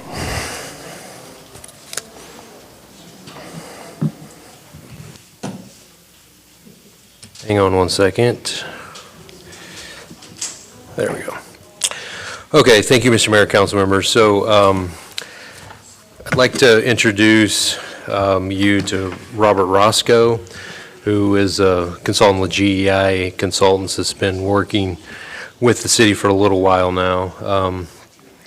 And I give a brief background on Rob before we turn over to him and have him get started. So he has BS in Civil Engineering from UC Davis, Master's in Civil Engineering from Cal State Sacramento with a dual focus in water resources and water quality. He's a registered professional engineer in California. He's a level T5, the highest level attainable licensed water treatment plant operator. He has 45 years experience in water system engineering, which includes planning, design, and construction management, operations, and executive management for both public and private water systems. He served as vice president and general manager for a private water company with 14 water systems in 5 California counties. Served as general manager at Sacramento's Suburban Water District for 15 years, serving a population of over 175,000. Recent experience with water system organization and consolidation issues in Butte, Mendocino, Sacramento, Placer, and El Dorado counties. He chairs the California Water and Environment Committee for the American Society of Civil Engineers. He has served on the board of directors of the Association of California Water Agencies for 8 years and has been a recipient of a number of statewide awards and recognitions. It could go on for quite some time with Rob's experience and in talking and meeting with a number of water experts in Sacramento and other areas. Everyone knows Rob Roscoe. So with that, I will turn it over to Rob to give a little bit of background. Thank you, Manager Flora. I want to thank you for the opportunity to present here. I retired from Sacramento Suburban Water District about 5 years ago and then went back into consulting because I love it. I miss it. I've done water for most of my career, and this is the kind of stuff that is kind of, I don't know how I'm going to stop.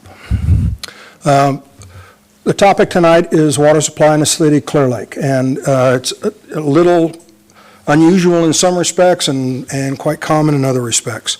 The city, if you go to the next slide and we'll move forward here. You got 3 separate water purveyors, and they're all different kinds of animals. The 3 water purveyors are that serve the city, in my opinion, are doing a fine job. What my presentation is about isn't as much what's wrong with the present situation. My presentation, and I hope the message is, what are you missing out on if you did it differently? The 3 water purveyors right now are a public agency, Canocti County Water District, a private mutual water company, it's a private corporation, Highlands Mutual, and then Golden State Water Company is an investor-owned utility, and they one of their service areas in California includes a portion of the city of Clear Lake. All of these 3 entities are structured very differently, but all 3, the commonality is they're all regulated by the State Water Resources Control Board. I'll refer to them as the State Board, the State Water Board. But the Division of Drinking Water at the State Board is the one that writes the drinking water supply permits to each one of these. So they are the one of the primary regulatory authorities, and that's common to all 3. Canocti County Water District is a public agency. They have 5 members of the Board of Directors. They are elected at a general election by all registered voters within the district boundaries, and that elected board of directors appoints a general manager. The general manager of a county water district has broad authority to implement the board's policies and comply with the permit requirements of the State Water Board. The rules that they operate under are very specific for managing public financing and open governance, much like the city. The Ralph M. Brown Act applies. You do things in the public, the money is public, your records are public, and all your assets are public property. So the water system, the pipes in the street, the pumps, the trucks, the backhoes, the inventory are all public property. Because they're a public water district, subdivision of the state, they are eligible for tax-exempt public financing. And the rates that they charge for their services for providing public water are set by the Board of Directors following a very public process, governed in part, and the major one governing this is Prop 218. Highlands is a mutual water company. They are a private corporation. They have a 5-member board of directors, and those directors are elected at a meeting of the shareholders, and the 5 board of directors appoint a general manager. California corporation law applies. In the case, different rules can be set, but in Highlands' case, my understanding is one parcel is one shareholder, and they get one vote. The bylaws are established by the board of directors. The assets, the water system, the pipes and the pumps and the tanks are private property. They're owned by the shareholders of the corporation. The shareholders of this corporation are the people who receive water from the Highlands Mutual Water Company. They have to serve only within their boundaries. They have no access to tax-exempt financing, and the rates are set by the board of directors. The third one is Golden State Water Company. Golden State is a name used in California. They are a wholly owned subsidiary of American States Water Company. American States is a private corporation traded on the New York Exchange. You can buy stock in American States Water Company. They're under the New York Stock Exchange symbol AWR. The stock has performed better and worse depending on how the market has been doing largely, but they significantly are classified as an investor-owned utility. Golden State itself in California serves a number of connections in 80 different communities. Where you find Golden State largely is in Southern California, where the majority of their customers are, but 80 different communities means they're operating a lot of different small systems. They do a lot of that. And they serve a portion of the city of Clearlake. The local manager here that operates and makes day-to-day decisions on running the water system here reports to a regional manager, Paul Schubert in Rancho Cordova. And the corporate headquarters is in San Dimas, California, for Golden State Water Company. San Dimas is in the LA basin. They are governed by corporation laws, but they're also subject to the regulations of the Securities and Exchange Commission, which makes them a private water system a little different than Highlands because their stock is publicly traded. Their assets are private property, and those assets are owned by the stockholders. If you buy stock in American States Water Company, you are a partial owner of all of the assets of American States Water Company.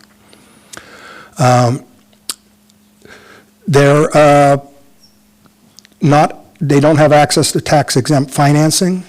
They can float private financing. They go to their stockholders and spend stockholder money, and when they do, they earn a rate of return on those capital investments that is set by the Public Utilities Corporation in California. That office is in Sacramento, so every 3 years there's a general rate case. The PUC sets a schedule for those rate cases so they don't all come up at once with all the investor owns. But Golden State, there's 18 to 20% of all water customers in California are served by investor-owned water utilities. And there are a number of them, large and small in the state. Golden State is one of the larger ones, called an A company, just because of the size. I think over 100,000 is what makes you an A company. And then B companies are a little smaller, all the way down to D-size companies, which are very small, but still investor-owned. So basically, the rates here are set by the PUC. It's a very complicated rate case. I've been through a number of these back in my career when I worked for an investor-owned water utility. And quite complicated. They're almost always adjudicated by an administrative law judge with depositions under oath in front of the judge, from the staff at the PUC, from the public, if the public chooses to engage, and by the private company. So it's a complicated process. The company does have a profit motive. Not only do they earn a rate of return on all capital investments they make, but they also have to answer to shareholders. And shareholders in publicly traded companies want share prices to go up, and share prices go up when the company makes a lot of money. It's not quite that simple. I'm way oversimplifying. This is where the water companies are right now. This is a map. This was taken from a LAFCO report, and it was before the annexation of Lower Lake County Water District. So my understanding is that's now part of Conocti County Water District. So I didn't put the bold box around that one because that one is now part of Conocti. But the map was showing it, so if somebody had a question of what's the purple, I wanted to identify it. These are the three water companies that serve the city of Clear Lakes. And if you go to the next slide, it'll show size of those companies. I got population and connections because those numbers always change. But these numbers come off of the State Water Board website. And I can't tell you when it was last updated. So these numbers might be last week, they might be last year, they might be longer ago than that. But all the numbers came off the same website, so they're all the same point in time, I believe. But here's how it divides up. It's not roughly a third each. Conocti is a little bit smaller. If you base, this is based on number of connections, not based on population. So that's pretty much all of these are small water districts. You have 3 small water districts serving a relatively small city. The next series of slides I want to show are also from the State Water Board. They have what they call a dashboard on public water systems throughout the state of California. So literally hundreds of water systems in California are rated on this dashboard, and I wanted to give a little bit of background. There's 4 main categories: water quality, accessibility. Accessibility is not the common thinking of accessibility, affordability, and then TMF capacity is technical, managerial, and financial capacity. TMF is a common acronym used by State Water Board. If you are new to try to acquire a water supply permit, you have to demonstrate adequate technical, managerial, and financial capacity to the state that you can operate the thing long-term sustainable manner. So that's a common thing. But the right-hand column and they can change these indicators and how they do their ranking. They did change the affordability one. They dropped 2 older ones, and they put in a new one called household socioeconomic burden. That was just added this year to their dashboard. But you can see, the water quality is standard things. Are there constituents of emerging concern? Do you have sources that have exceeded an MCL, a past presence on the human right to water list? Accessibility talks about really kind of the resilience of it. Do you have a number of sources? If you lost one source, are you still able to serve water at peak times? Are there interties with others that add to resiliency of the water system? Are you on the drought and water shortage risk assessment? The Department of Water Resources does a risk assessment of water supplies for the state of California every year, and so the State Water Board has kind of imported how Department of Water Resources has done their risk assessment into their assessment of overall accessibility. Affordability is kind of what you think, percent of median household income. And for the State Water Board, pretty much the entire city of Clearlake is considered severely disadvantaged based on median household income compared to statewide averages. And they're looking at what are extreme water bills, and then they have this new one, and frankly, I haven't dug into this, but household socioeconomic burden is a new one they did this year, and there's a many hundred-page manual that describes how they do this. There's got spreadsheets that overburden your laptop computer that they come up with these rules. But TMF capacity is, do you have the right certifications? Are there significant deficiencies? How was your last state inspection?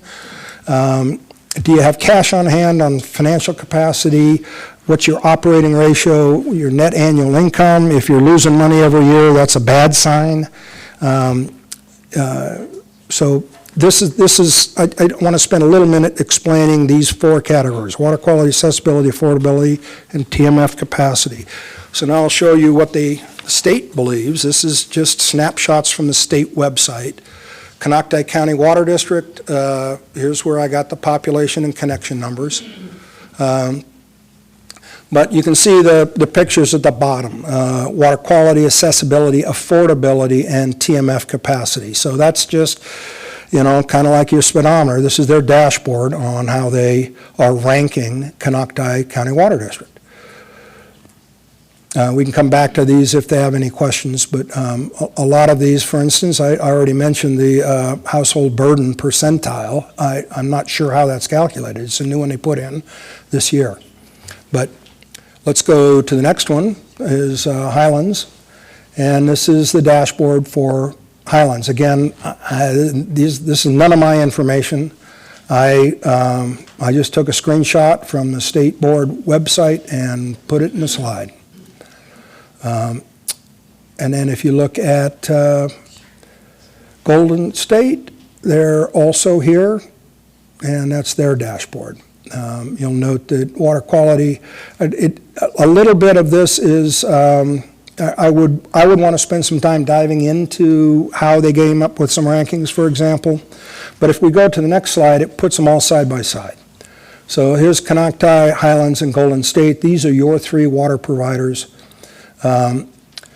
It's a little unclear to me. I would think that from a water quality standpoint, that you're all getting water out of Clearlake. It's all very difficult water to treat. But Golden State somehow is in the green. The other two are somehow in the orange, yellow, excuse me. Notably, I want to, the accessibility numbers are all there. I think if you just look at these three side by side, you get some idea of them. The ugly column is affordability. If you look at affordability, Conocti is in orange, Highlands is in red, Golden State is in red. And so I wanted to look a little deeper into that, and so I got a copy of charges. I want to qualify some of this before we get into some numbers, but this is for a standard 5/8" residential meter for all three. Conocti, I understand, is currently considering a rate study. The rates that are charged here were set quite a while ago by their board in a multi-year rate setting process, and this is the last year of that series of rate increases, so it's time to look in the future and see what needs to happen. So I understand there is a rate study underway. Highlands rates are brand new. The rates I publish here for Highlands are effective June 1st of this year. And then Golden State, my understanding is these are current rates, but they have a PUC application and a general rate case pending in front of the Public Utilities Commission in San Francisco as we speak. I need to put a lot of asterisks under Golden State because I could not find on their website what their monthly service charge is, volume charge, and all the other surcharges. And I asked City Manager Flora, can I get, is there, someone you know? And he sent me a copy of a residential bill, and that provided information for me here. So there was a cross-connection charge of a couple dollars. There was an administrative surcharge of that was different than the volume surcharge. There were other surcharges that accumulated up to a little less than $12 a month. And this is a 5/8" residential customer. And then the California Public Utilities Commission charges a fee of 0.7% of the total bill. And this is how the state of California helps balance their budget. But that was our May 23rd, 2024 bill, so I think this is relatively current for water. I want to talk about a couple other things. I just picked 3 numbers on quantity of water because in all cases, nobody in Clearlake is a flat rate customer. Your bill goes up based on the amount of water. So if you use 0 water for Canocti and Highlands, you're going to pay a monthly service charge of around $40. Golden State, you would pay $57 plus some surcharges, plus the CPUC fee. So that's probably going to be in the neighborhood of $60 if you were on vacation for the whole month and you had no leaks. And then the volume charges are pretty different for the 3 purveyors, and that's why the monthly bills are pretty different. I picked 7.7 cubic feet per month because the state average for indoor water use is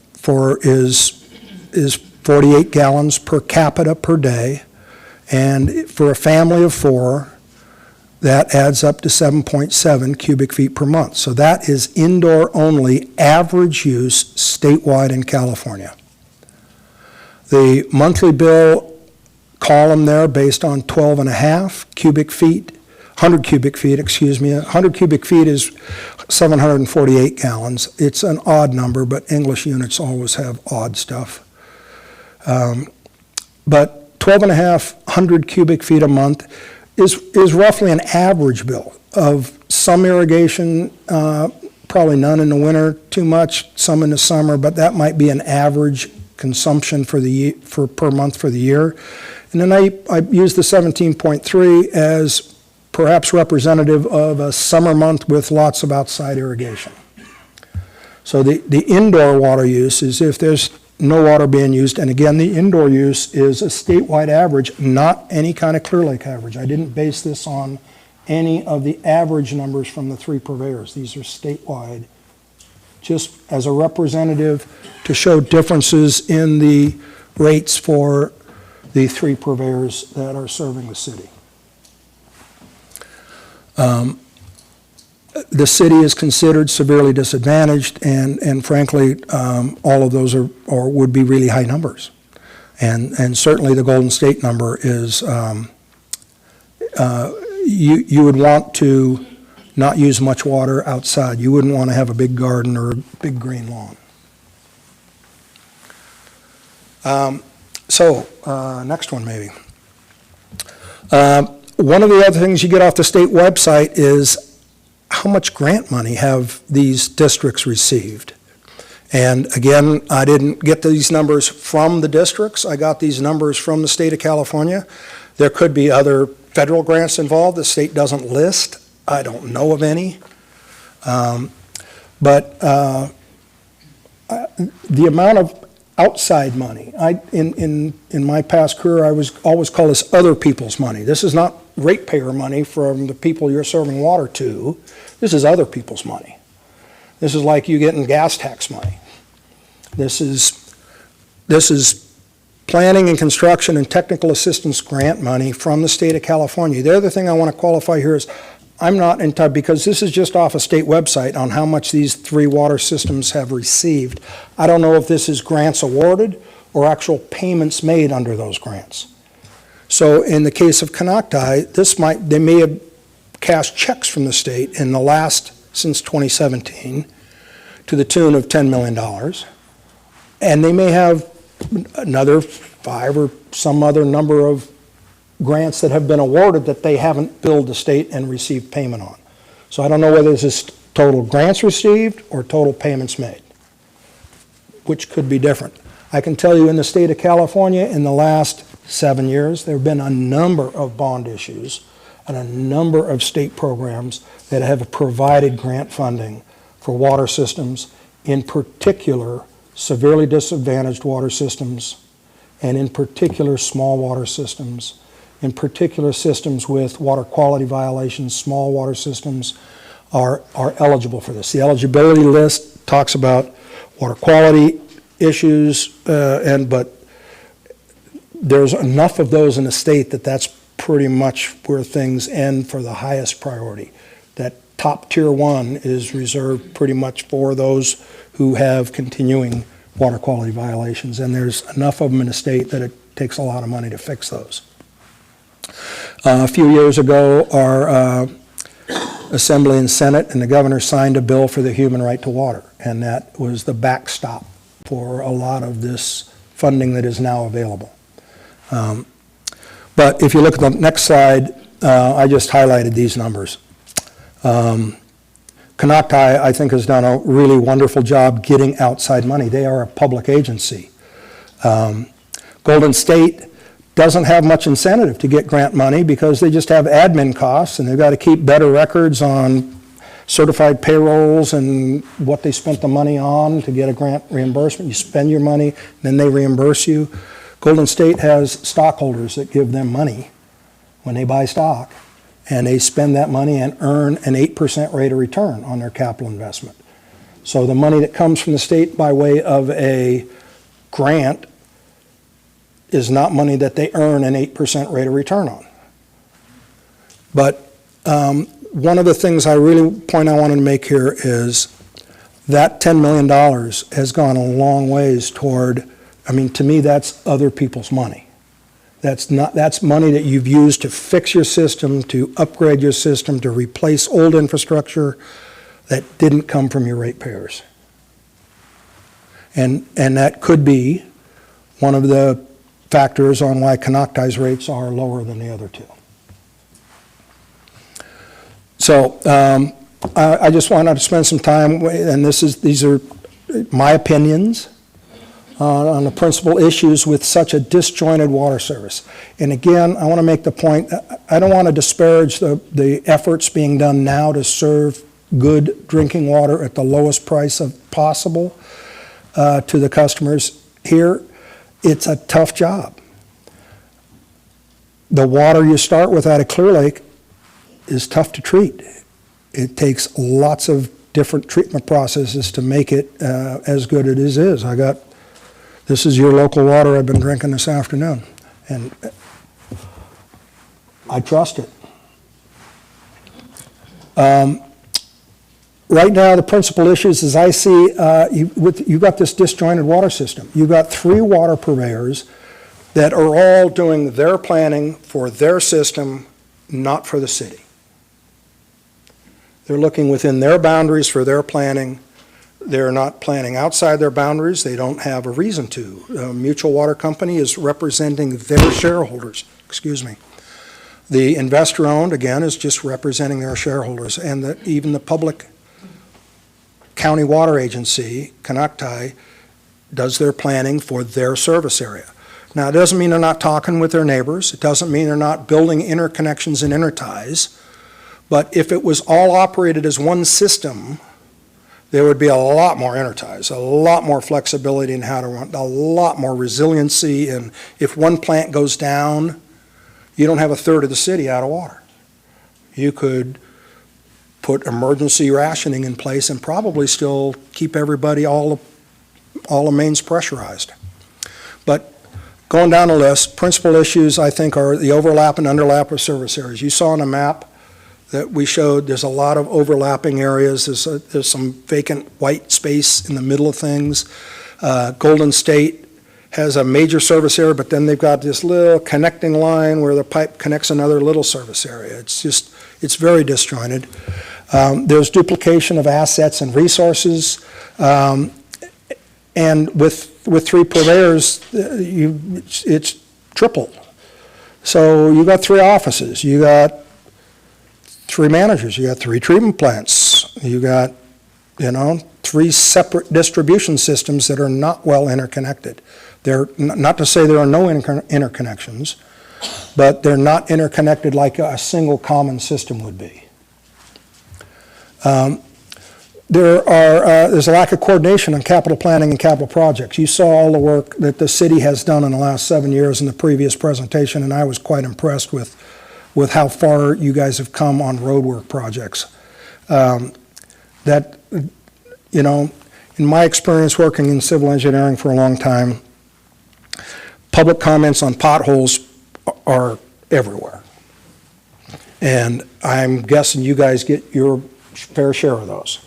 But looking at how much work has been done as a percent of the total miles, I was quite impressed. The problem here is you put new pavement down and then there's a leak because the main's old, and then the water company has to come in and trench up your new pavement. That, you want to plan projects to the extent you can. I'm not saying no planning is going on, but the coin has another side there too. You got a water company who has to replace a main, and they go in and replace a main, and the street isn't due for pavement for a while, but you got to put the pavement back over the trench. You got to do some fixing there, and then so that costs money. And then the city comes in, and if you could coordinate that work, you get both of them done cheaper. There's money to be saved. It's like an opportunity missed. There are a lack of economies of scale. You got three small water systems. It's like if you buy things in bulk, you get them at a cheaper rate. You just saw that in the bids you got on your asphalt work for the road work. Bigger project, you get good prices. If that was split up into little tiny projects, per mile, it'd be a lot more expensive. And then limited staff, and I don't mean this to be pejorative, but I've worked with small water systems, and when you have to serve, 1,500 to 2,000 customers with, 5, 6, 8 staff, each staff person has to do a bit of everything. When I was with an investor on utility, and we had small systems in Santa Cruz and San Mateo and Sonoma counties, I'd have the local general manager call me up and say, we got to get this done, I got nobody to do it. And I said, well, you're wearing that hat then. You've got to do a little bit of everything. And if you had a larger organization with more staff, those staff have an opportunity to become more specialized. You need a safety officer, you don't need 3. You need one expert in environmental compliance and water quality, not one in each district. So there's the treating drinking water to current standards is not an easy job. The 3 purveyors you have right now, none of them are out of compliance with drinking water regulations. There are no enforcement actions pending as we sit here today. There have been some in the past. But as we sit here today, all 3 water purveyors, there's no enforcement order pending against any of them, and they have a tough job to do. This is not easy work, and maintaining 24/7 system to serve water, because every customer, when they go to turn on a tap, wants water to be there and wants it to be at the right pressure. They want the fire hydrants to work. They want, no excuses. This is drinking water. This is important stuff. And then I just think there's significant duplication of staff roles and responsibilities. And the easy one is you have 3 local bosses. If it was one system, you'd have 1 local boss. Now, you get down below the main local boss, and you still have to run the system. You still have all of those mains to deal with meters and service lines and leaks in the mains and dealing with regular operation and maintenance of the treatment plants. I don't see joining this as being any kind of immediate change in total staff. There could be some efficiencies over time with but it would take a period of time to figure that out. And in past mergers of water districts, and I've been involved in public and private ones, that has almost always happened through attrition. So, in general, nobody loses their job, with the exception of the one person under a contract. And if your general manager is under a contract, there's usually only one boss needed when you're all done with a merger. That doesn't mean the other bosses don't have jobs. There's a lot of institutional knowledge that you don't want to lose. People who've been doing this stuff for a long time know where everything is, and they know how things work, and they know how to fix things that break. You don't want to lose that. So let's go to some potential benefits of consolidation. Certainly improve capital project coordination. The planning that's done now for water system planning is done. There's 3 separate plans done for 3 different areas of your city. There's no one plan done for water supply for the entire city. Nobody's doing that. For non-public entities, there would be improved access to grants and low-interest loans. Public entities have that access now, and you've seen that Conocti has been successful in pursuing other people's money. There's improved system resilience and emergency response capabilities. It's not uncommon for a small water system to lose the licenses that are required. Because Clearlake water is difficult to treat, and the types of treatment processes you have, I believe all 3 water systems require a T4 treatment license. That's a very high level of specialty licensing. There aren't that many folks around that hold those licenses. So for small systems, if you have your main licensed operator get hit by a Mack truck walking across the road and you don't have a license, that's a problem. If you're a bigger system and you got 3 of those licenses, it's not as much a problem. I don't mean to be gory about this, but I usually use hit by a truck or hit by a bus. But that's, you have additional resiliency. You've got a larger staff. If somebody's on vacation, you got somebody else who can step up and take care of that. You don't have to put off things till they get back from vacation. There's certainly improved system resiliency. Again, and I'll bring up the situation of fire flows. I looked at a list of fire test results on a number of hydrants scattered around the city of Clearlake. All 3 water systems were involved with that. Some of the results seem fine, some of them didn't quite seem so fine. But that, I got to tell you, that's not uncommon with a small system that was built a long time ago. Standards have changed. So putting mains in the ground 50 years ago, it probably wasn't a very big main. And it probably doesn't provide the fire flow that you would expect today. But with combining, you can use the storage altogether. You don't have to have fire flow storage in 3 separate systems. You've got Highlands with more storage than the other 2. But if they're operated all together, you would have more. If a plant went down, you'd have more in storage. If a big fire happened, you'd have more ability to respond.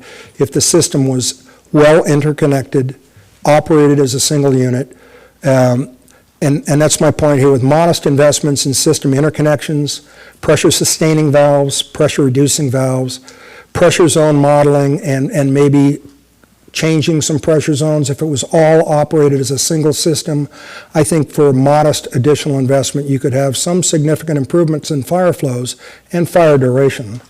Because firefighting is a combination of how much flow comes out of the hydrant and how long will that flow be sustained. And I think by combining assets, you could, I'm not saying you're going to solve all problems to meet today's standards without additional main replacements, because that last 4-inch main that feeds a hydrant or a 6-inch main, it still might be the limiting factor.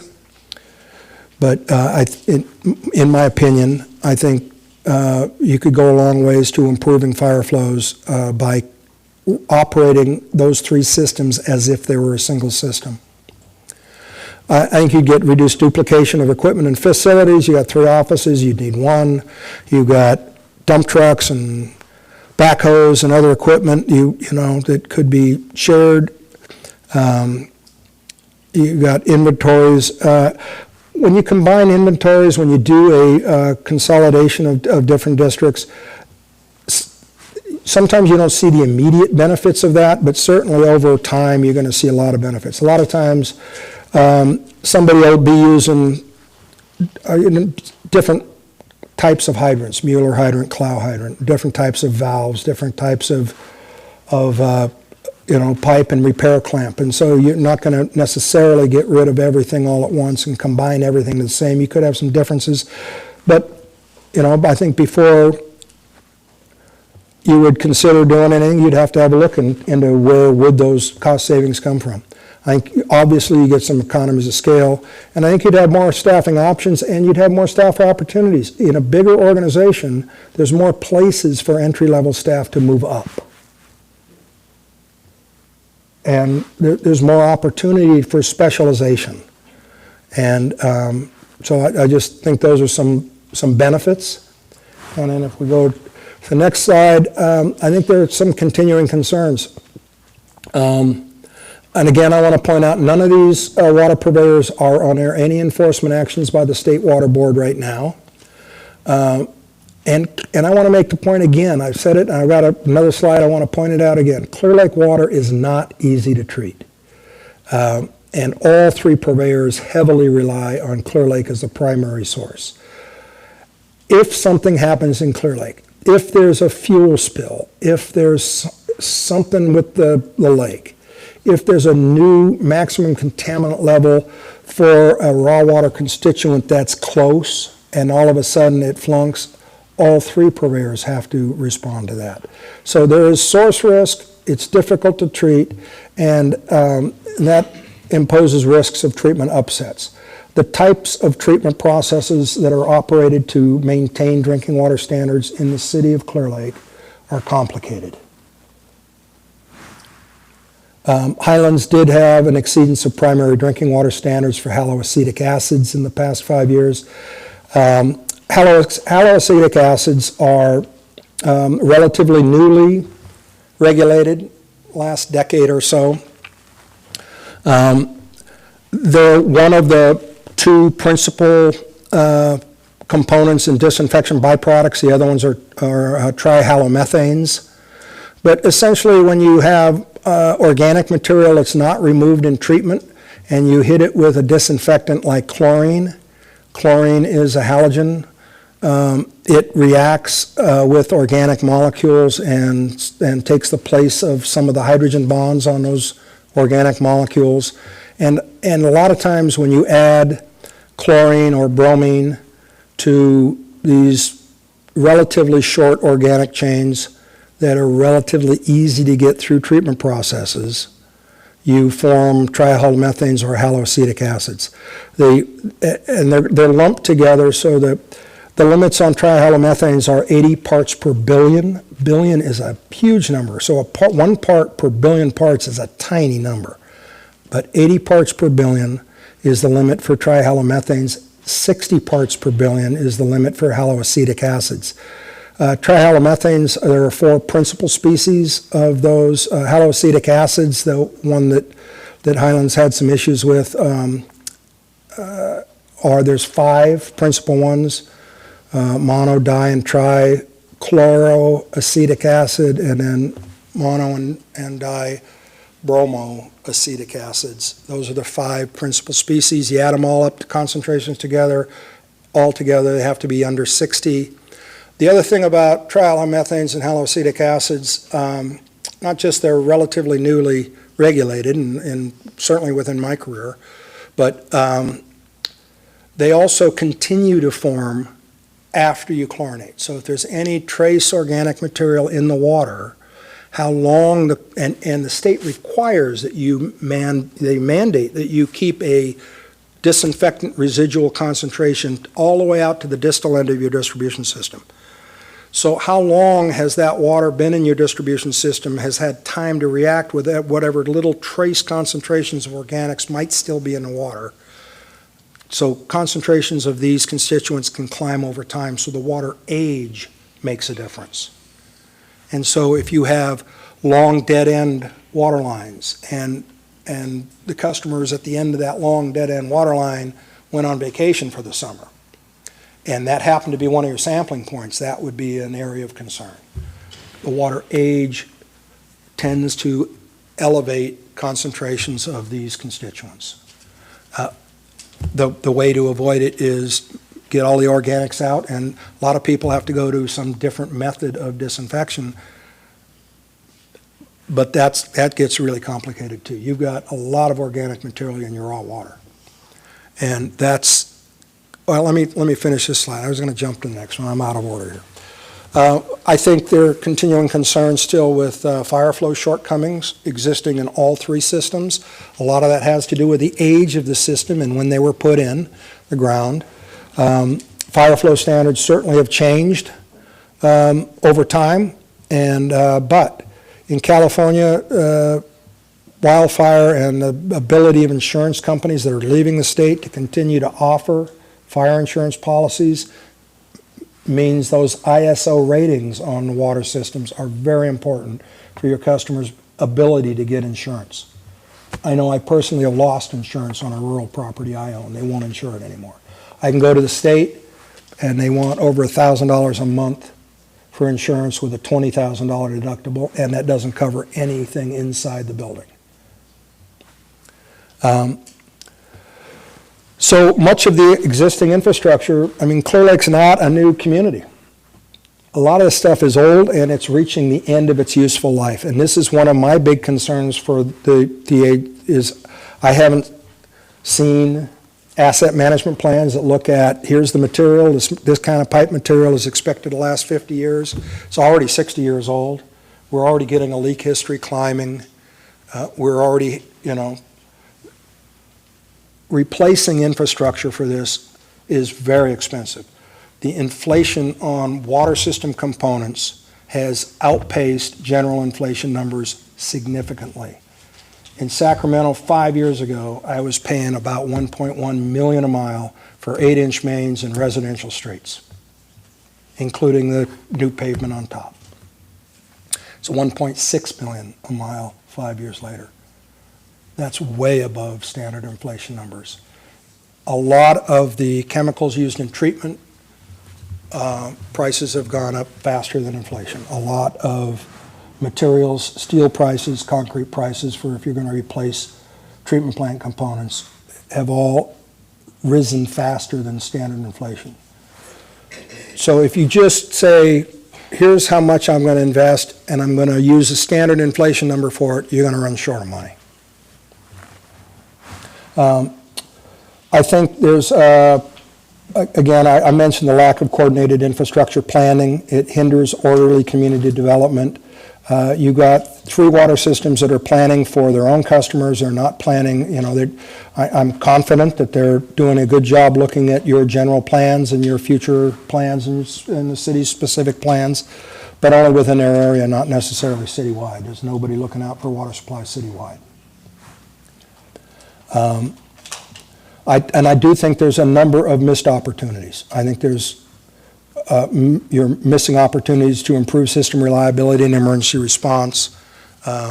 You're missing opportunities to access what are available monies now that may not be available in 10 years.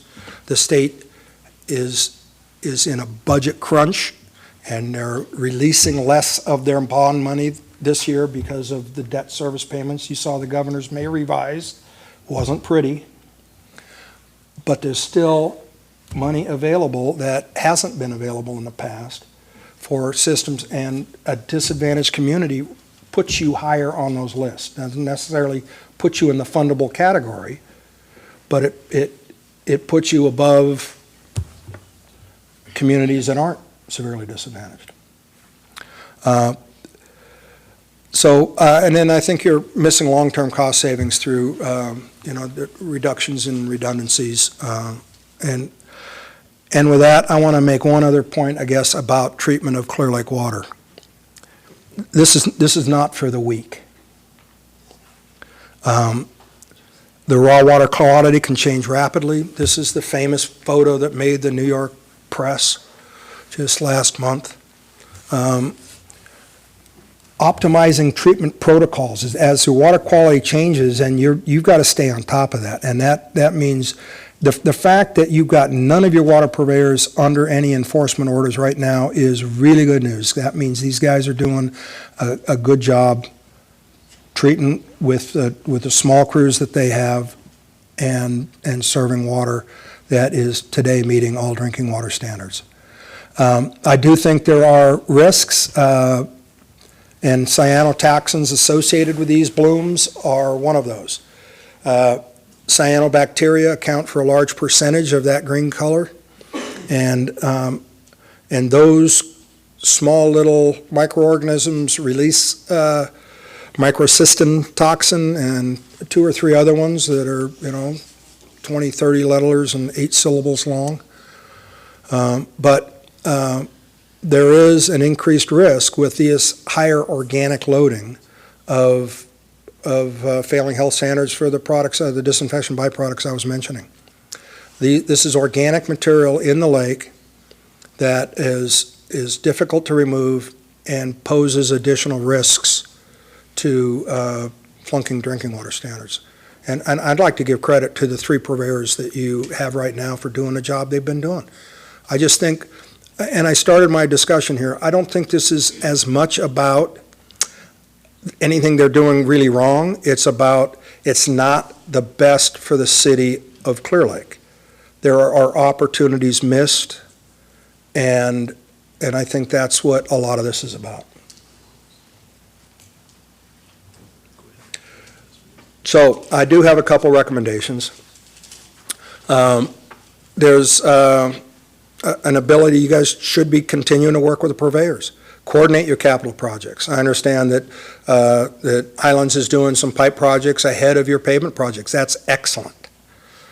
That needs to continue, and it can go the other way too. It's like, hey, maybe the same contractor rebuilding your street can put the pipe in. And you can go to the bid documents and say, okay, here's my share of that project and the city's share of that project. You wouldn't have to be doing that if the city operated a city water department and all the system was under the city control, because you'd be doing it already. But I think you should certainly continue to work with the existing purveyors on this. Continue to work with the state board on water quality concerns and funding opportunities. Continue to work with the existing purveyors to obtain information on their policies and procedures, finance and accounting practices. You've got 2 private corporations serving the city, and public access laws don't necessarily apply. But it would certainly be nice to have a hydraulic model of the whole system as one, not a hydraulic model of Highland system and a separate model of Canocti's system and a separate model. It'd be really nice to say, boy, if we ran this all at once, all together as a single unit, how would we do that, and how do we get the best bang for our buck on where should those improvements go? And then I really think, as a city, you need to continue to investigate options for leveraging opportunities for these improved municipal planning, stabilizing customer rates, and improve long-term resilience of the water supply. And that may include potential system acquisitions and consolidations. So I think there's opportunities here. I think you should continue looking into this. Thank you so much, Rob. Really appreciate the thorough analysis. We recognized there were some issues. We wanted to investigate and look deeply into it, and we appreciate you raised your hand and came to help out. So at this point, does the council have some questions for Rob or staff? I had, I guess, one question around affordability. obviously small systems. We have 3 systems that are pretty unaffordable. That is really what drew my attention. We've had 2 conversations with Golden State when they've been raising rates, and they have to come in front of the city council, and we push and we do all we can to try to keep that reasonable, but we haven't had much success. Aside from getting other people's money and raising rates, is there really a significant thing that any of these water companies can do, especially considering the struggling infrastructure they have right now? The struggling infrastructure is, I think, the elephant in the room. As stuff gets old, you got to have enough money to replace it. And you can't assume that, but it's really tough to put money away to replace old infrastructure if your rates are already unbearable. So that's kind of the elephant in the room.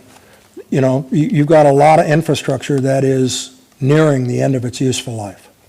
It's when it was put in, I mean, you got a couple water districts have been here since the 1920s. And not all of that is original. They've replaced a lot of stuff. But as you replace it, you're not going to be replacing a 4-inch line with another 4-inch line. You're going to want an 8-inch line that feeds a hydrant. Most water districts have if the main serves a hydrant, it's a minimum of an 8-inch line. So past the last hydrant into a dead-end cul-de-sac, maybe you drop it to 6 or 4. But if it serves a hydrant, because fire flow standards are going up, not going down, and the difference, your major cost is in the trenching and the equipment and the resurfacing. So the difference in the 6 or an 8-inch pipe isn't going to kill your project, and it does wonders for your fire flow. The volume of water and the friction loss goes up with a square of the diameter. So you get a lot more water through a little bit bigger pipe. We have, in seeing the map, it makes it a little bit more clear why we're having some issues, but we have some issues in our commercial areas where we've been unable to develop because the water infrastructure is not sufficient. Does that burden always fall on the developer? Typically, I would say that I've seen a lot of cities that adopt a general plan or a specific plan for an area, and it says that's where the water, that's what's going in there. Here's what our future zoning is going to be there. And so, if a grant's available, you can take advantage of that. But somebody wants to go into an area, normally new development pays for new development. It doesn't go into the backs of existing customers. That's typical. Now, if you ran the whole system and you're also doing the land use planning, there's opportunities for efficiencies, I think. What if, there is a main there, but it's just not sufficient for the needs of that area, or it's close to end of life? Does that burden fall on the developer to replace that entire stretch typically? Well, a lot of that depends. Each water district, and I'm confident that these 3 water districts have their own standards. So each water district and their boards of directors, in the case of the investor-owned, the president of the corporation approves those development standards. So the answer to your question is it can vary. The general rule is developers pay their way. Our existing customers aren't going to make a developer's project cheaper for them. Having said that, if you're in the land use planning business, and you're in the water business, but you're not, if you're in both businesses, you can coordinate that kind of planning.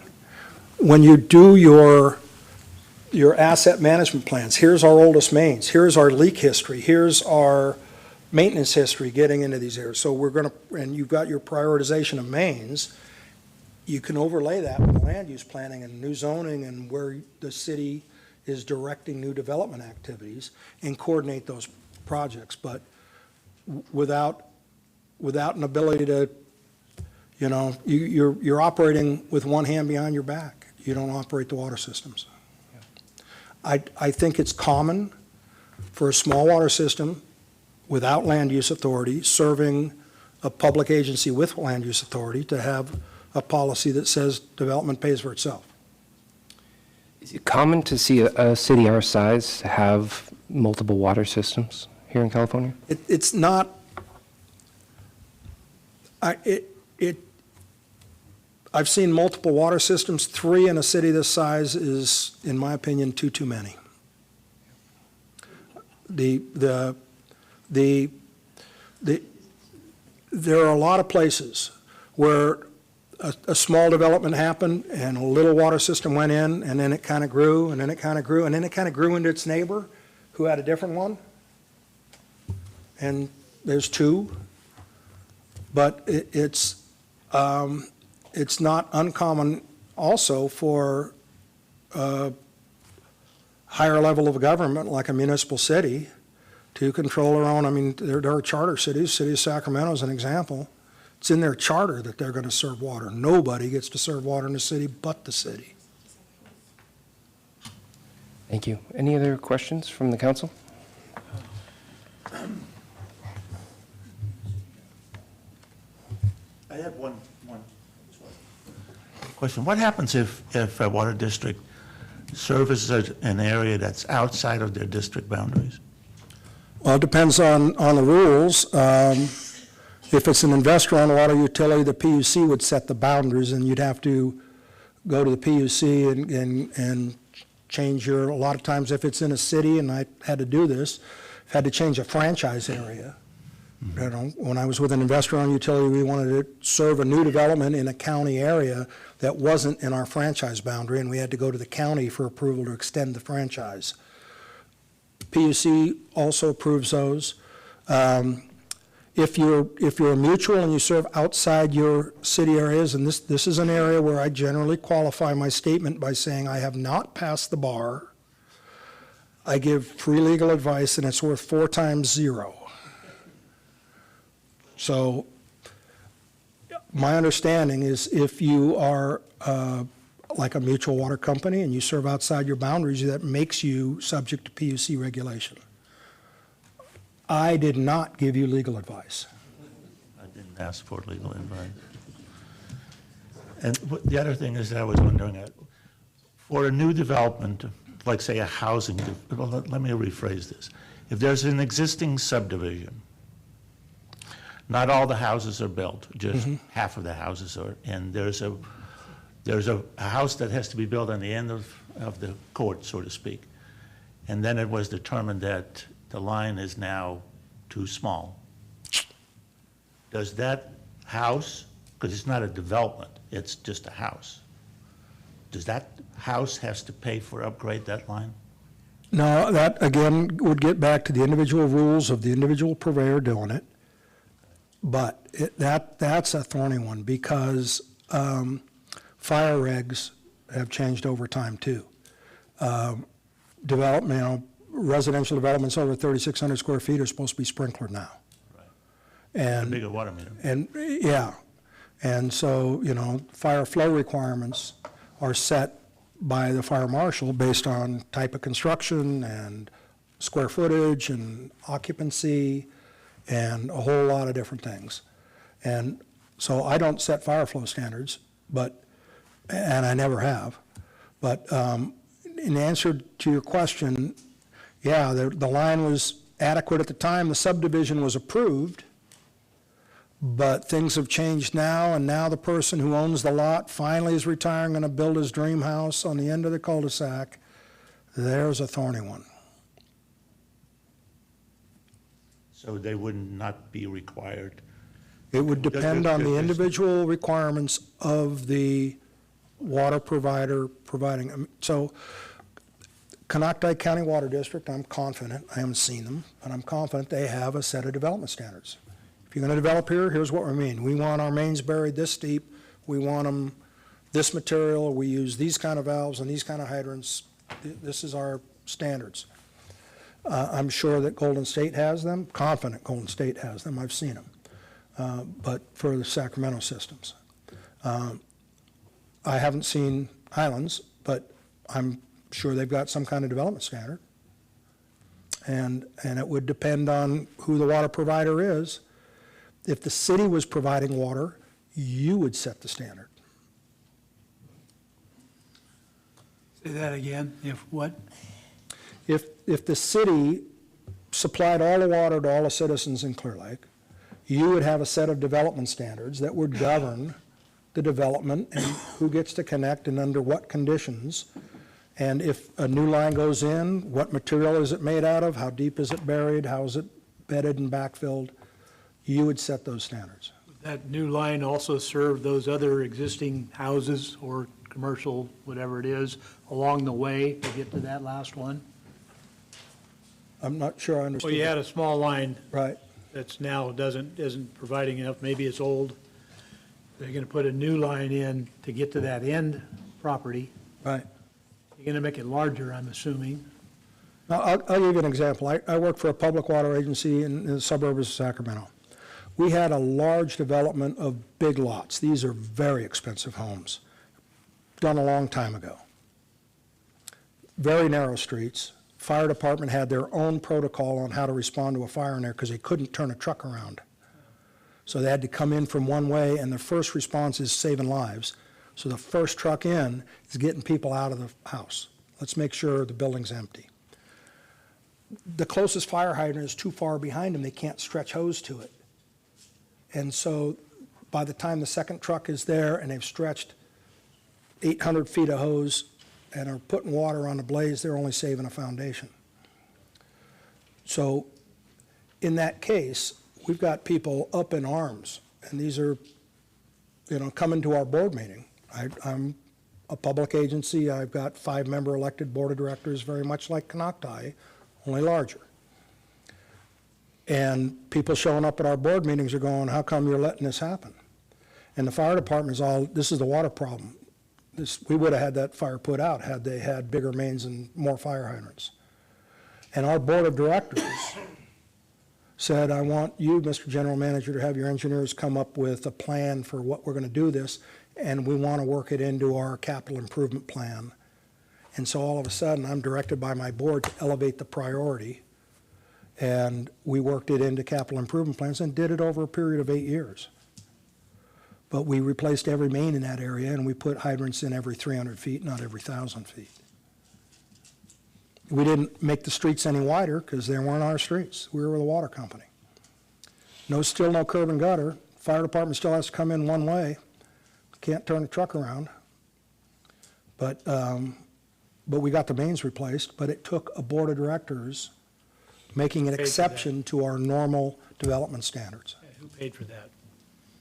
Everybody. All of our customers funded that. But it was a not board just of the one- directors action to make that separate from our normal development standards, and they did for a very good reason. I was the one who recommended it to them.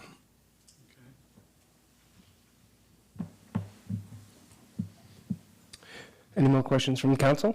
Or Councilmember Kramer? Yeah, we go back to that first slide.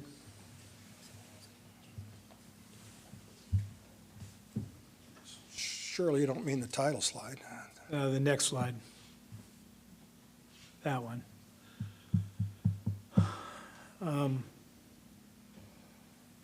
That's obviously Highlands Water's, I guess that's your, primary finished water tank? I'm not sure what it is. My understanding is that's a finished water tank, right?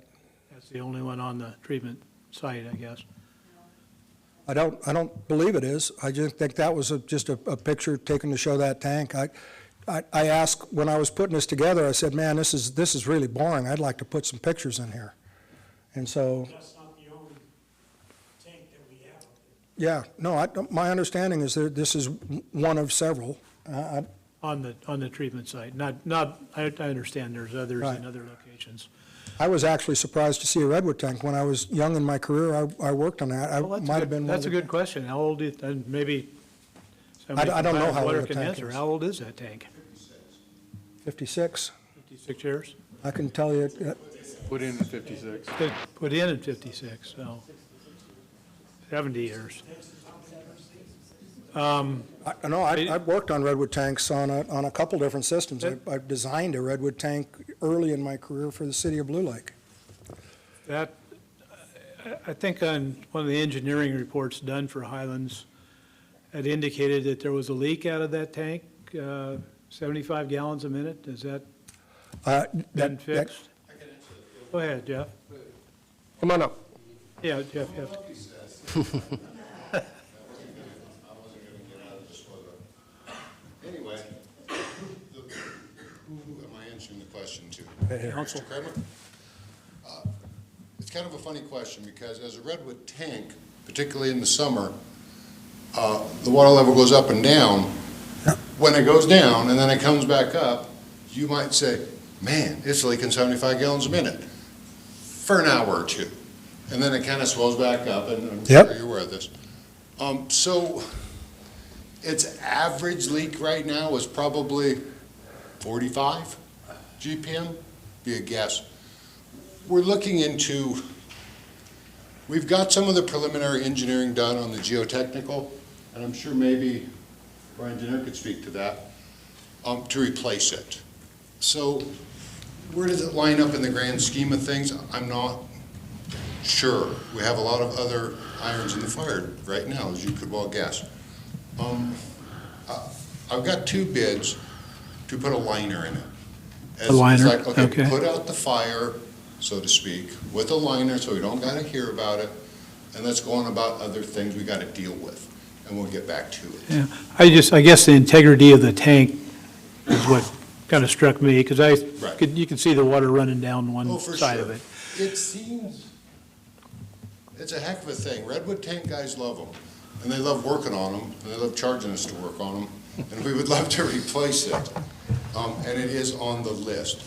It's, honestly, if I have my way, we will line the thing within the year, and it's probably 6 years out of rotation to be swapped out.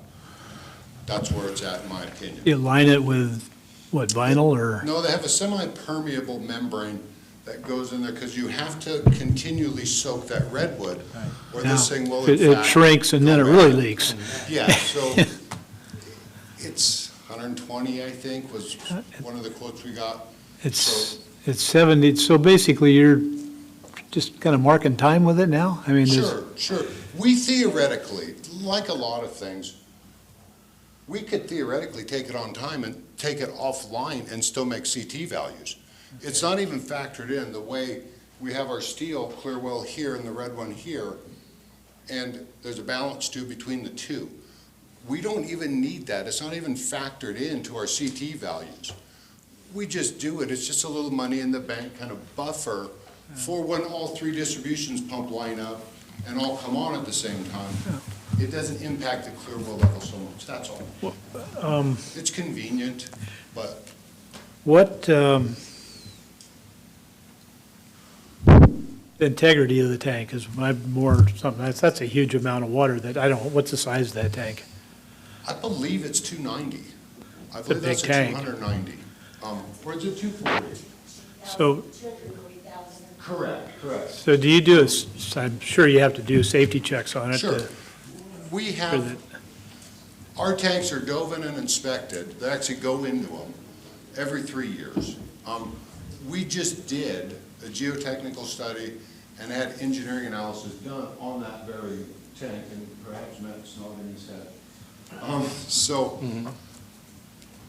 I'd like to assure you that I don't think it's going to fall off the hill and. Well, I'm cause sure a flood at those this houses time. downstream from you Sure, would be the sure. ones I didn't.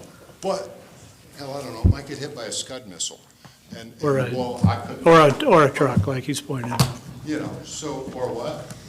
I didn't say. No, I'd be smart there. Yeah. But I don't think it's a safety issue. I don't feel as though it's a liability for us.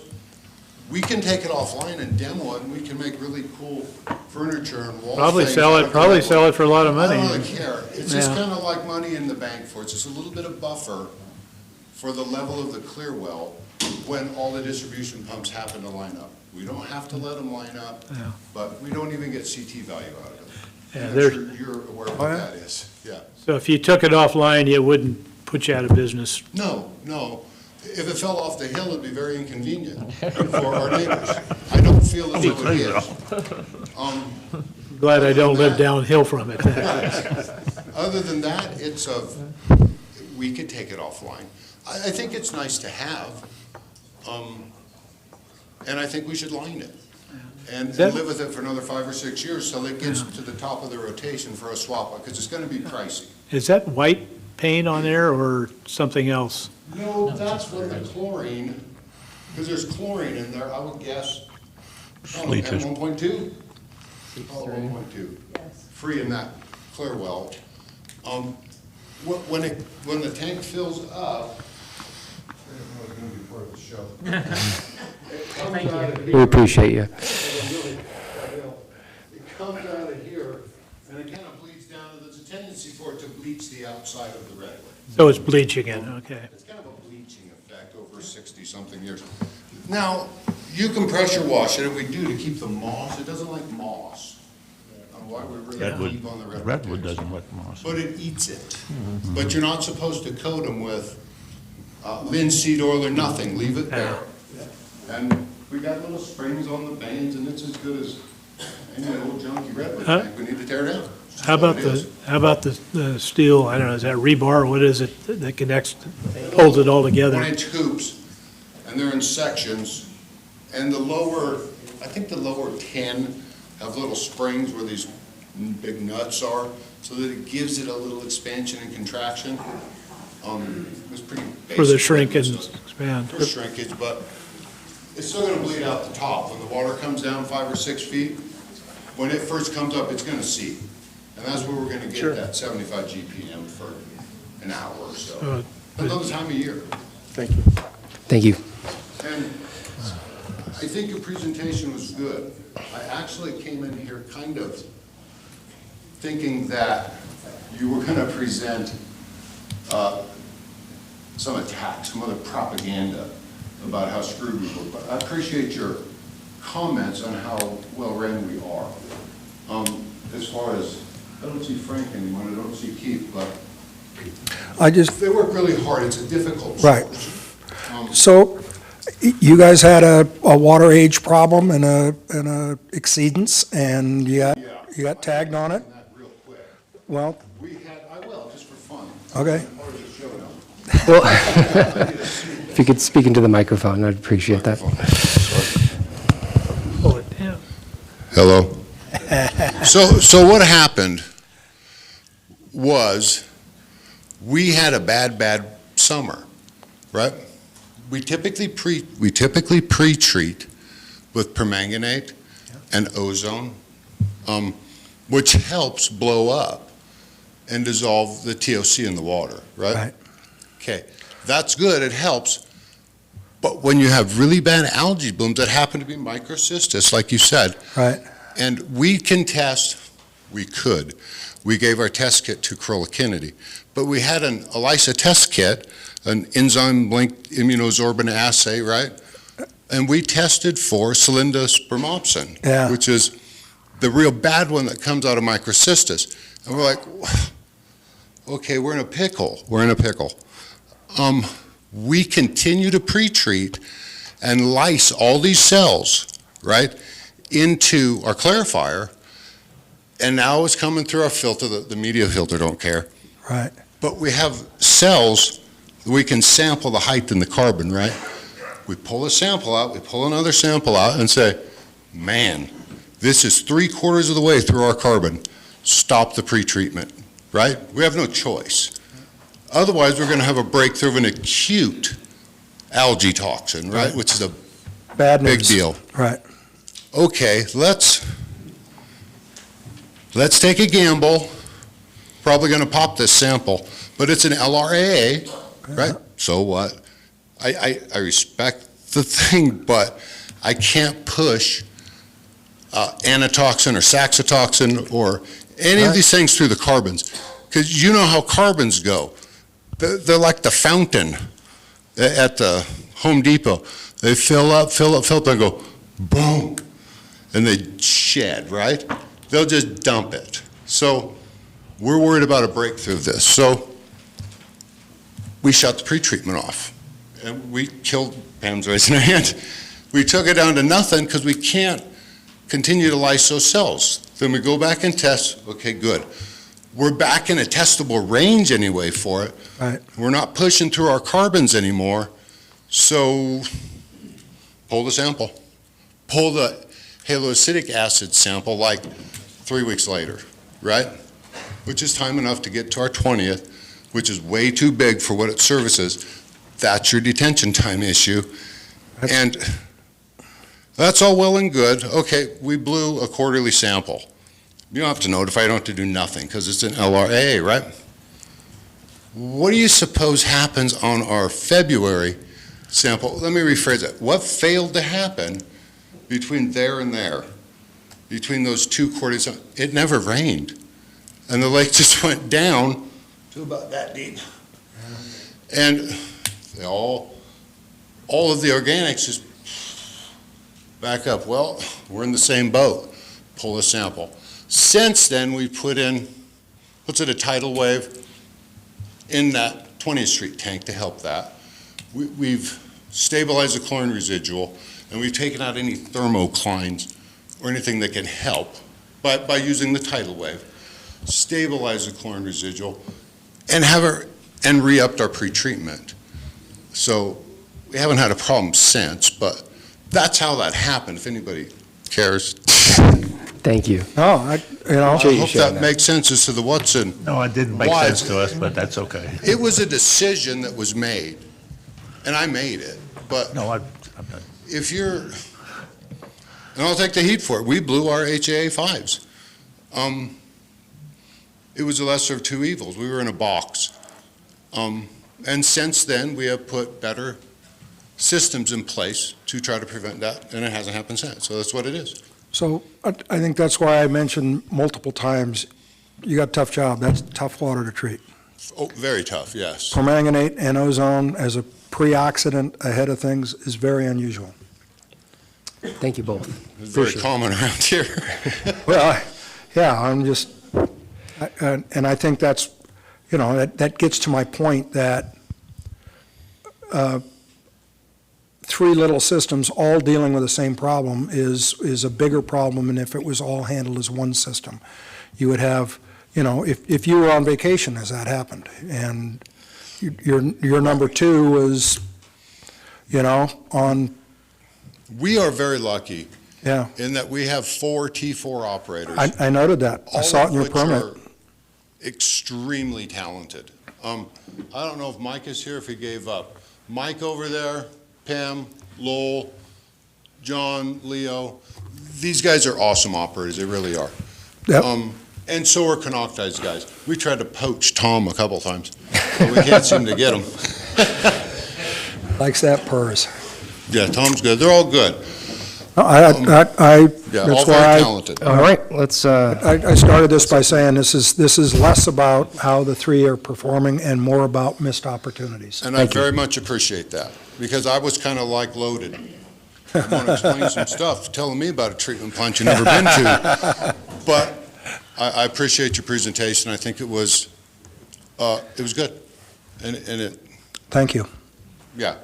And Thank you both. I appreciate your Thank you both. compliments to us and the other companies. might have a few more questions here from council members. Rob, Councilor Sutton. What happens if the agencies, there's these 3 agencies, kind of proceeds in the same fashion they have to? Because it looks like to me that there's not enough being replaced. So what is your biggest concerns right now on these 3 water stations? And what would be the impact be on the city? Because that's what we are elected to do, to take care of the concerns of the city. I think one of my biggest concerns is just the fact that you've got a lot of old infrastructure, and it's going to be extraordinarily expensive to replace, and that will have an inordinate impact on already high rates. Now, how do you fix that? You take advantage of whatever efficiencies and opportunities you can get. You get as much outside money to help wherever you can find it, because that's money that isn't, So I just recently got a little flyer from Golden State Water where they said they improved in the last 5 years by $7 million. and I can see why. Just put that slide up of how much they charge.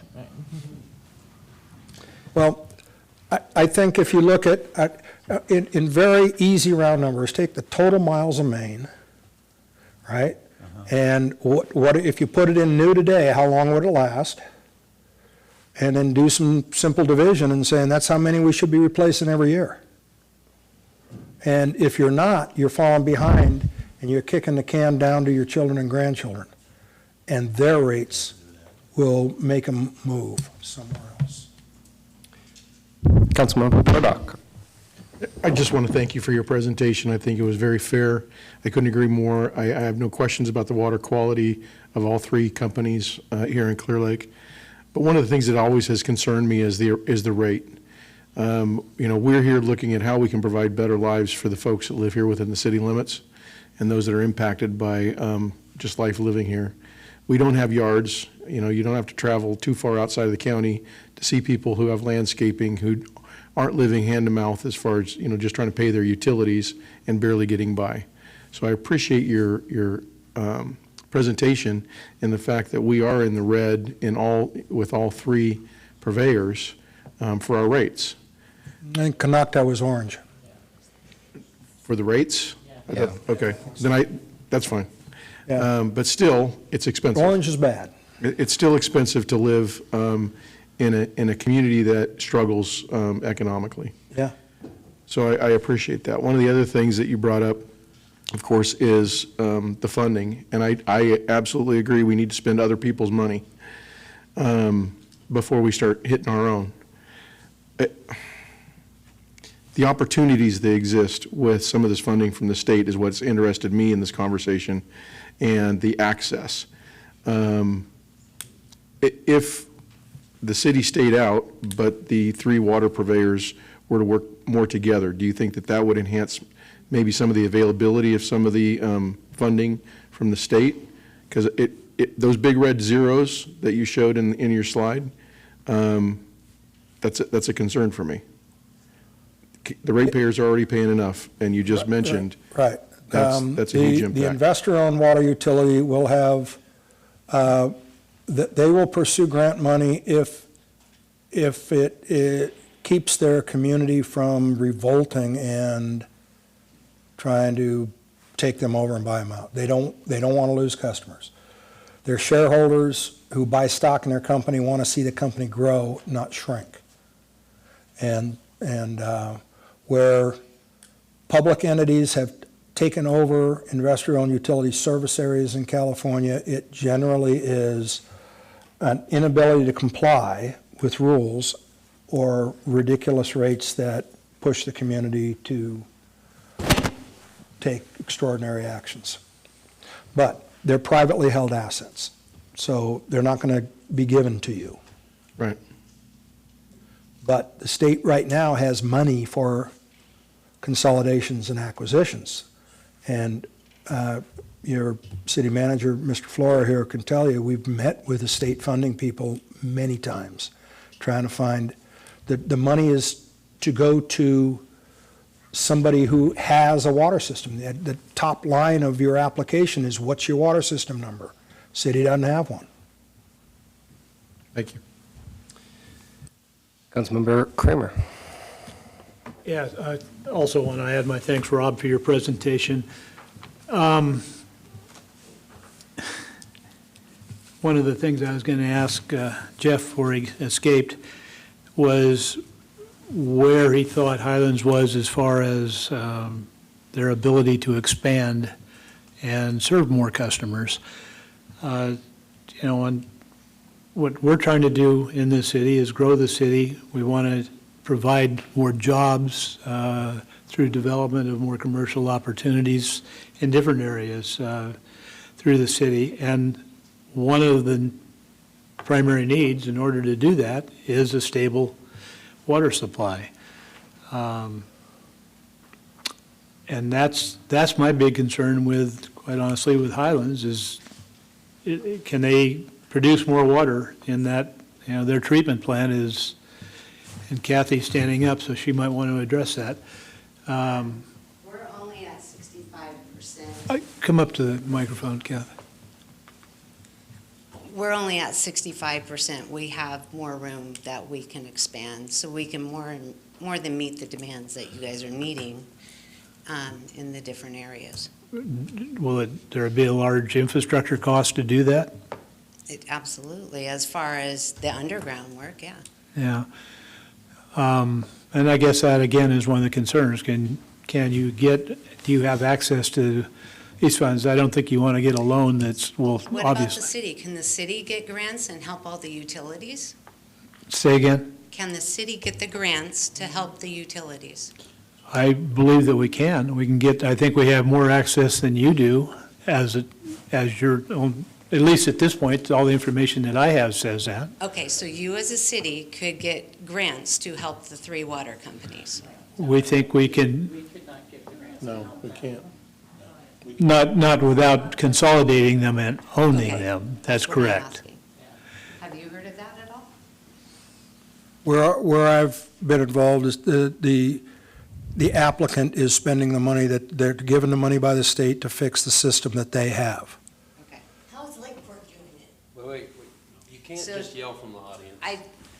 We still have room to be able to grow. Jeff is really sick, and so that's why he left. Otherwise, You're going to have to come up closer. I can't hear Jeff you. is really sick, otherwise he'd be here to answer you, okay? Sorry. Yeah, Thank you. okay. Thank you.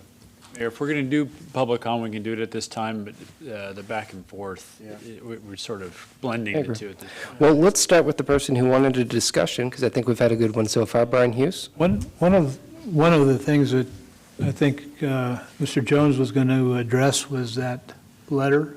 Is this the time? Sure, yes. We did, and this is really, Mr. Fleur was trying to reach out at some point with Highlands Water to have a discussion about, I guess, his consolidation, which was a much more global topic, and the response back from the attorney, which was Mr. Hughes' colleague, a lady named Ms. Saprell, very clearly said that we were not to have any communication with them regarding that topic.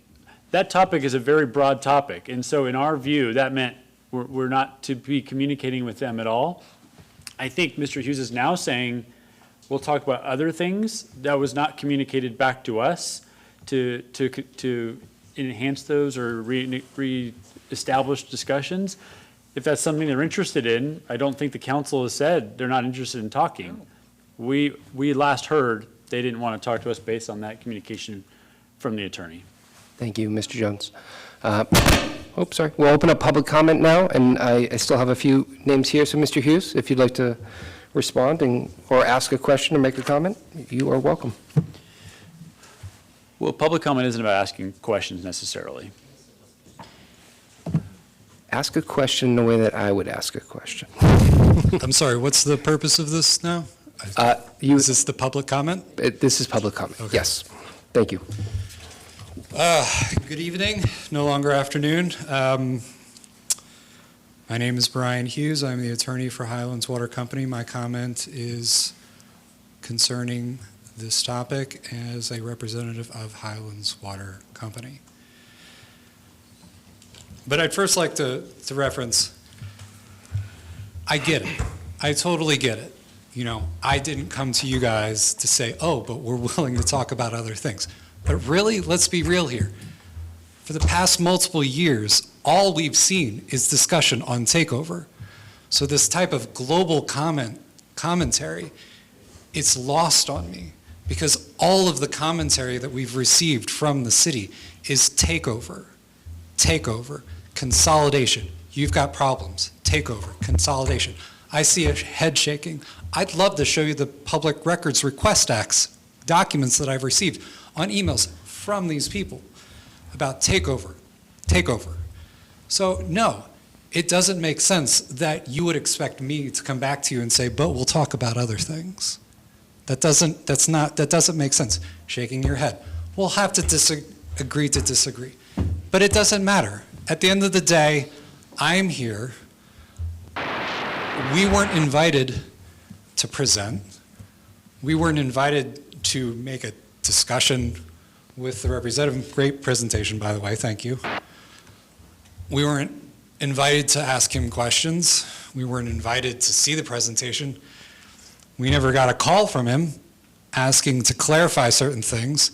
It was amazing the discussion that we just had when we were actually asked to have a conversation and to discuss the topics. I'd love to see more than that. I'd love to see it happen all the time. Because the first topic on the board from the recommendations wasn't to consolidate, it was to coordinate. I would love to see more coordination. The recommendations in your own feasibility of the report that you produced a few years ago wasn't to consolidate, it was just to connect. I would love to see the city flourish and expand and grow. Do you have to take on that burden? It seems like from all of your publications that you are accepting that burden without this discussion, without this coordination, behind closed doors. I have to make Public Records Act requests to find out this information. So I have a document here that's been signed by 753 people, a petition. I'm going to read you the petition. I'm not going to provide it to you this moment because we have to scan it. And then we can provide it to everyone here. I'm going to read you. It's short. I know my time's probably up, but I thank you for letting me speak over. The citizens of Clearlake, California are deeply concerned about the City Council's ongoing actions against our local water providers. These actions include attempts to take over these crucial services. The government intrusion in our drinking water is not supported. Our water providers have been serving our community reliably and efficiently for many years, and their work is vital to our daily lives. We believe that any takeover attempts, again, no, takeover, not don't talk to us, not don't coordinate with us, not don't help us. We believe that any takeover attempt would disrupt this service and negatively impact our community. Therefore, we demand that the City of Clearlake and its council members respond to this petition and cease and desist all actions against water providers immediately. We would love to coordinate. Where is that? We weren't invited. I had to proactively come here. The members of the public had to proactively come here. Invite us next time. Thank you. Thank you, Mr. Hughes. You are all always invited to city council meetings, of course. This is the first time we've had it agendized, largely to have this discussion and to learn from our expert here. Any other comments here in the chamber? Yeah, please come forward. Oh, I'm sorry. Please wait. Matthew Machi. We have a few here that I'm going to hit off on first.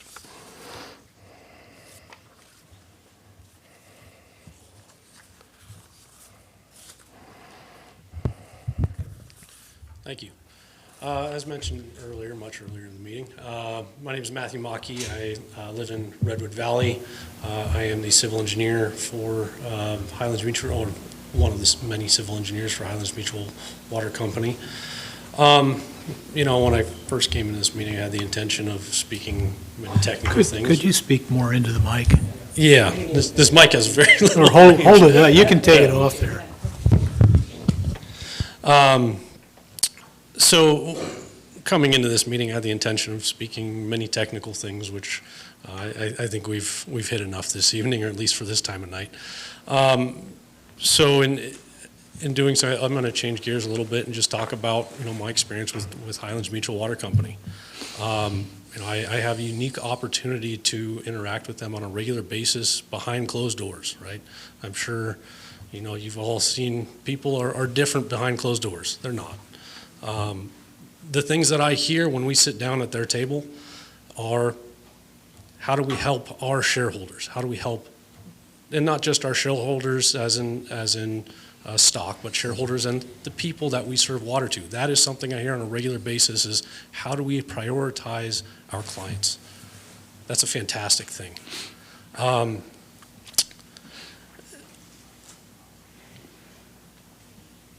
we meet with them on a regular basis, usually monthly, and often that meeting is kicked off with, it looks like Jeff's still out, but sitting down with Jeff, and he says, here's what our regular meeting happened with the other water companies. And he sits down with Canocti and with Golden State and with the fire department, and they have a meeting also, as I understand, on a monthly basis. And they say, this is what we've been coordinating with. And so it's not three separate water companies working completely independently. They meet regularly and work together to the great extent. It's not uncommon for Jeff to ask me, hey, Matt, fire department asked for a favor. Can you help them out? And we do that. So those are the priorities I've been seeing behind closed doors. As far as how to resolve some of the shortcomings, we've been their engineer for going on 2 years now, and we've been working diligently, getting their model up to date, which I've done the bulk of that work personally, and it needed to be. We have gone through 100 years worth of old, brown plans. As far as their water quality, they're putting in they're looking at a second water source, which not only helps with volume, but it actually helps with quality as well. When that lake is low and they're sucking mud, they've got a source that's clean, and that's something they're working on. They're working on capital improvement plan. They're working on grant funding. They're working on the normal main replacements. They're working on pressure improvements. I mean, the amount of progress they've made in the last 2 years is making up for a long time. And they're putting in the effort, and they have their head in the right place, which is serve our clients. And so, that's my opinion of Highlands Mutual Water Company from behind closed doors. So, thank you. Thank you. Question for you. Yes. So you're a contractor that works with them, correct? When I say contractor, I think of contract, but yes, we are a contracted professional engineering company. How many other water companies do you work with? I'm not going to speak to that at this time. Okay, that's fair. Yeah. Thank you. Thank you. Mr. Graves?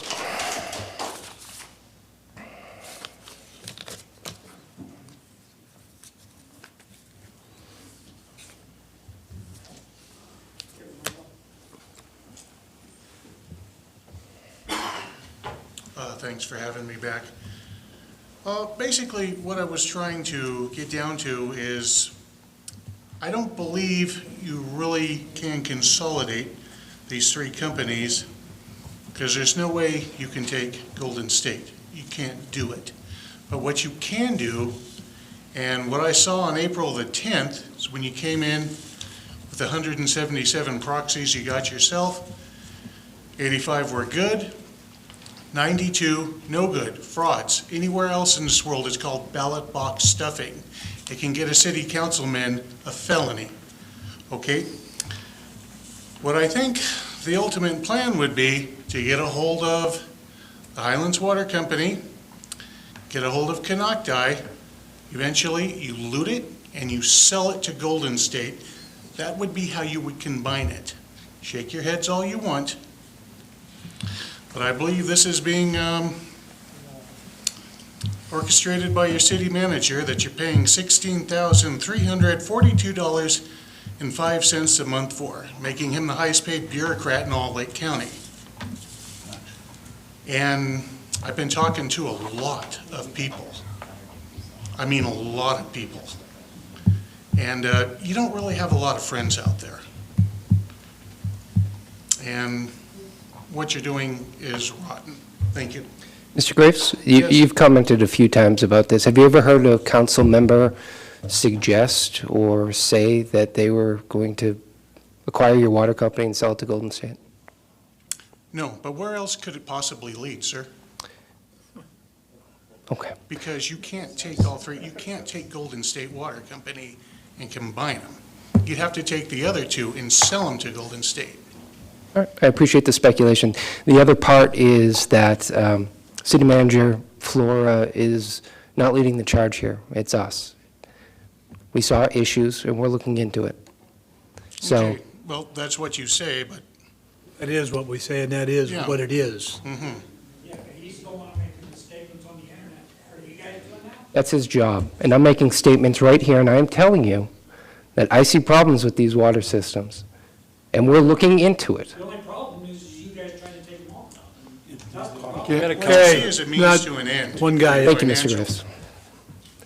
No one on this council financially benefits from acquiring water systems. For the city's financial. I mean, $810,000 for 2 properties over there at the old airport. You sold it for $1. Next time, come see me first. I'll double it. I'll give you $2. Please do, and then build a $50 million clinic on it.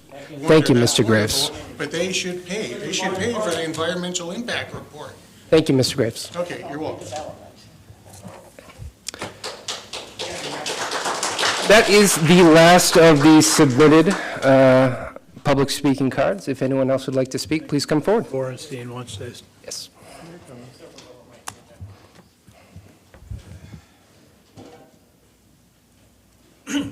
I'm Henry Bornstein. I'm a resident of Clearlake, and I actually wasn't planning to speak tonight, but I think I have to now. I live in Highlands Harbor. I guess I should say I'm on the board of the Highlands Harbor Community Association, but definitely not speaking for the association, just my own opinions. I guess I'm one of the people who didn't sign that petition. We did have a fellow come around to knock on the door, and several times. I finally answered it and talked to him about it. And, boy, I'm not sure what to say about it. But so I asked him, okay, so what's the problem? What's the problem here? Because I have no problem with the water company. I drink the water's fine. I've never had a problem. You turn on the tap, it comes out. You know, it's just been fine. So I have no gripe at all. But the water company, I just wanted to know what the dispute was about because I knew nothing. And, well, with respect, I got a lot of conspiracy theories. You don't want the government to run, the government can't do this. The government, I said, you don't want the government. I said, well, do you want the government to run the police force? Or you want to take that over? No, I got a lot of wild accusations against individuals. This is from someone wearing a T-shirt that said the name of the Highlands Water Company. I was pretty offended by all this, to tell you the truth. Now, I don't know. I'll just put this out there, and hopefully I didn't paint a target on my back.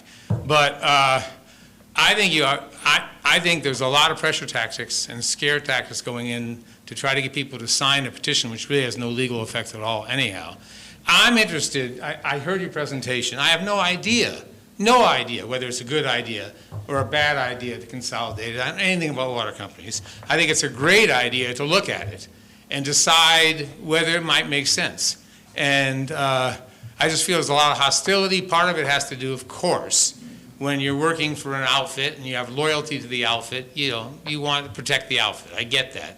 But I think what you're doing is fine here. I think that I really learned a lot from your presentation. And I think that it'd be a lot better if everyone would cooperate in deciding. Because if it turns out, just if it turns out, that it would be a good idea to consolidate these companies and have the city run them, just say because you can get better financing or for whatever other reasons.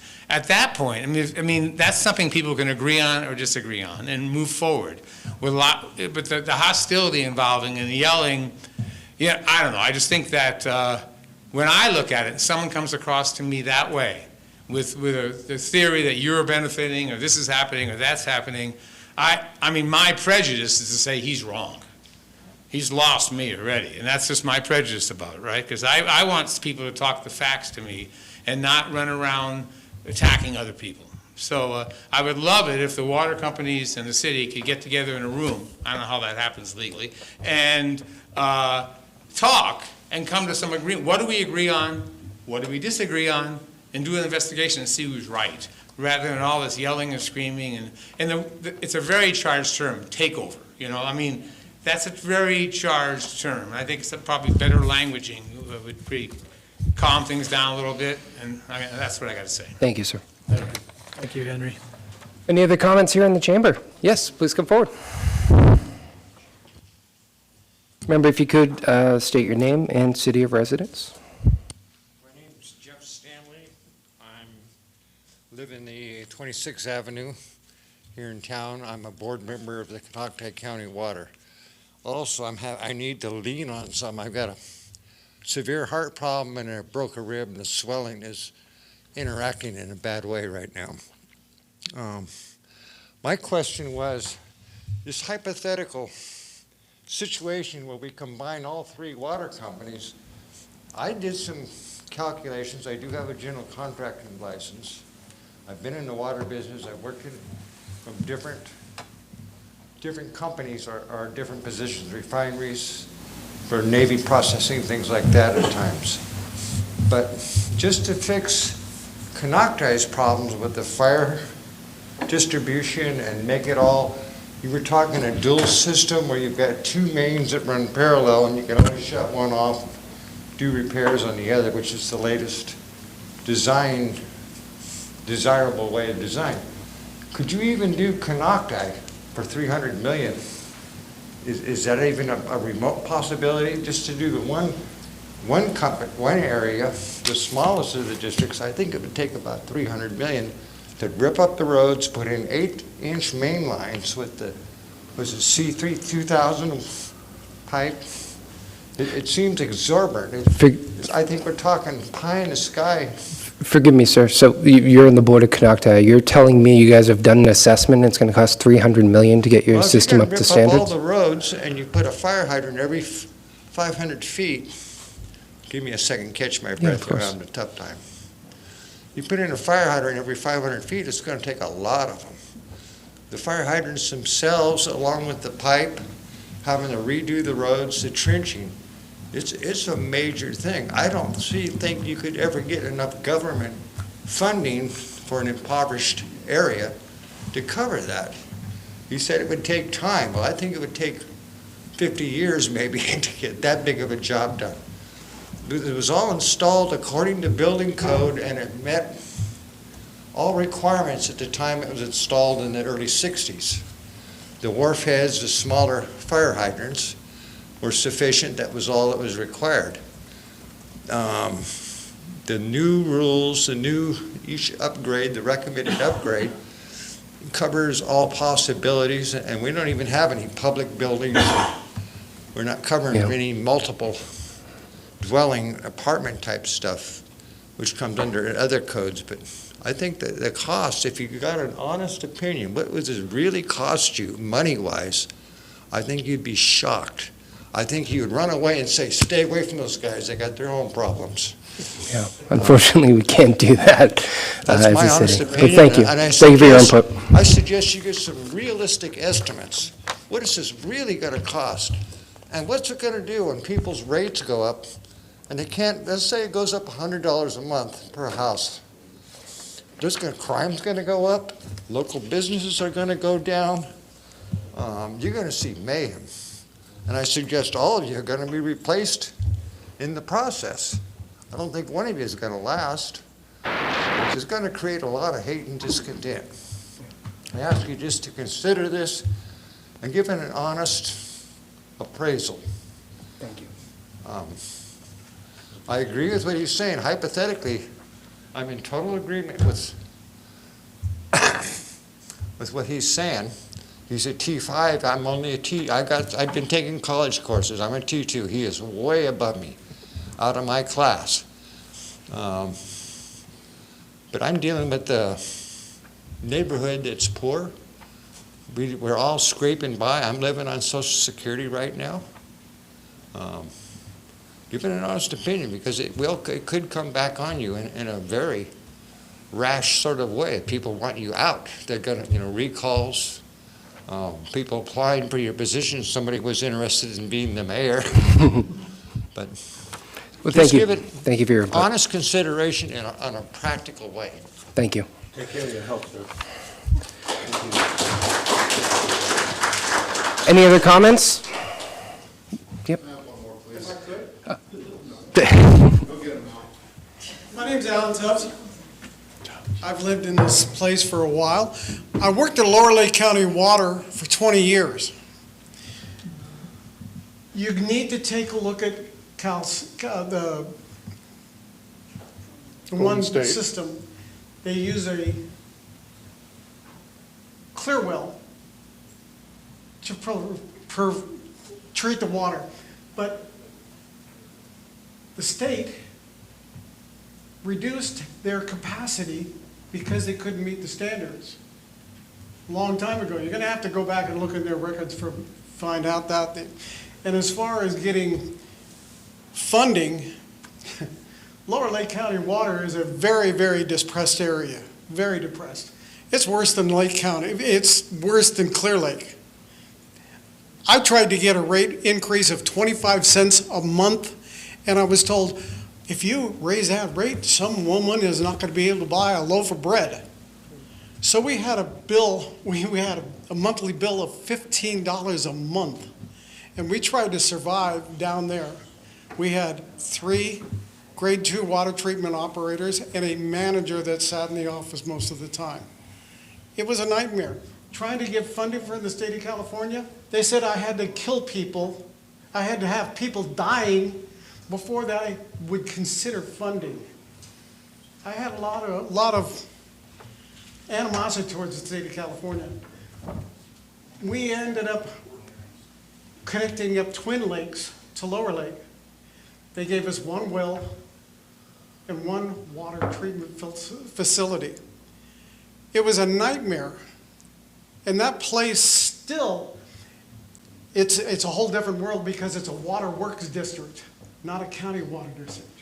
It's a whole different world and operates under a whole different premise of all laws.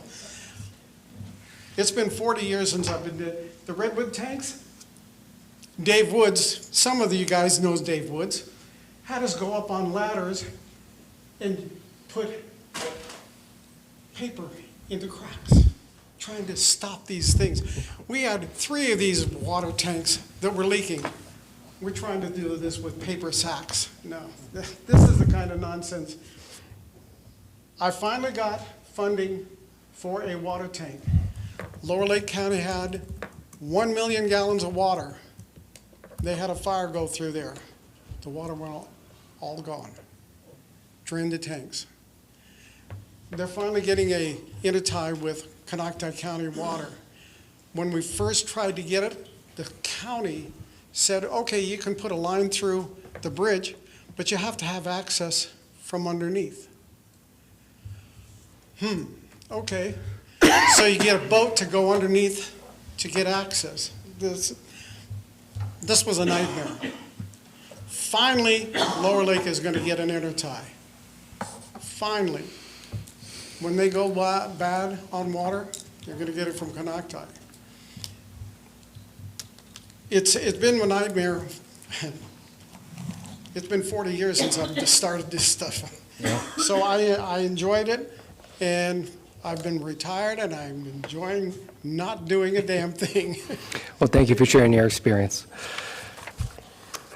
Jeff?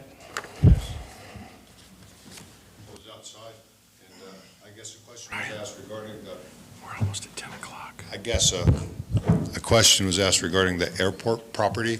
I'm not sure who asked it, but. I don't think that's come up. No? What did I?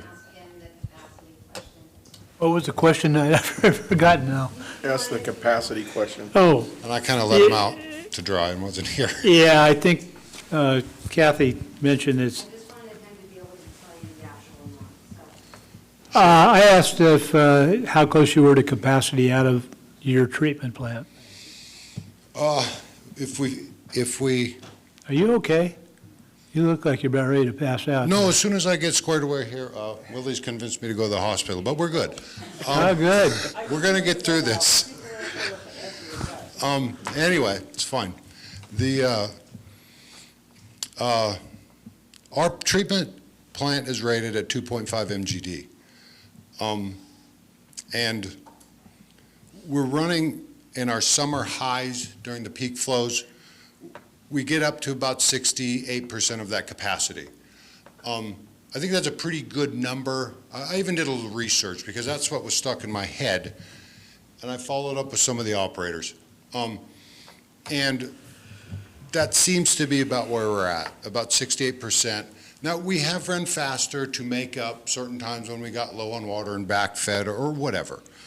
Our system, if we're currently servicing 2550, and there's an additional 1,000 we figure, and Megan can probably clarify that number unless she left. Is it about 1,000? We'll call it 1,000. So you're saying you're servicing 2,550 hookups now? Yep. And So you we could are. do 3,500? That's correct.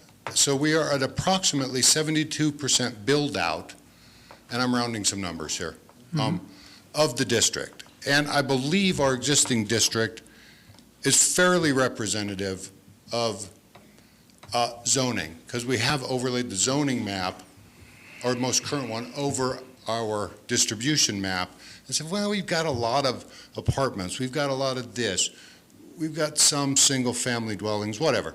So if it builds out like it's zoned roughly, we're probably okay. Is that a little close? Yes.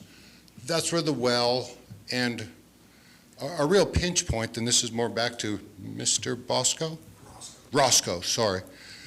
Our intention to increase capacity at the treatment plant is not only to supplement with wells, but as you know, you get about 1 gallon per minute per square foot on an upflow clarifier. That's about right, but the reality is at about 0.75, they start to tip over. So we're going to, of course, it's a solids contact upflow clarifier. We do not maintain a blanket, so it's not a solids contact. So our intention right after Halloween is to, when we take zone 2 down, is to install tube settlers in it. And I've worked with Guy Schott. You got to know who Guy Schott is. And he's high on, I shouldn't say high on, he likes ballast sand technology. He likes a DAF technology.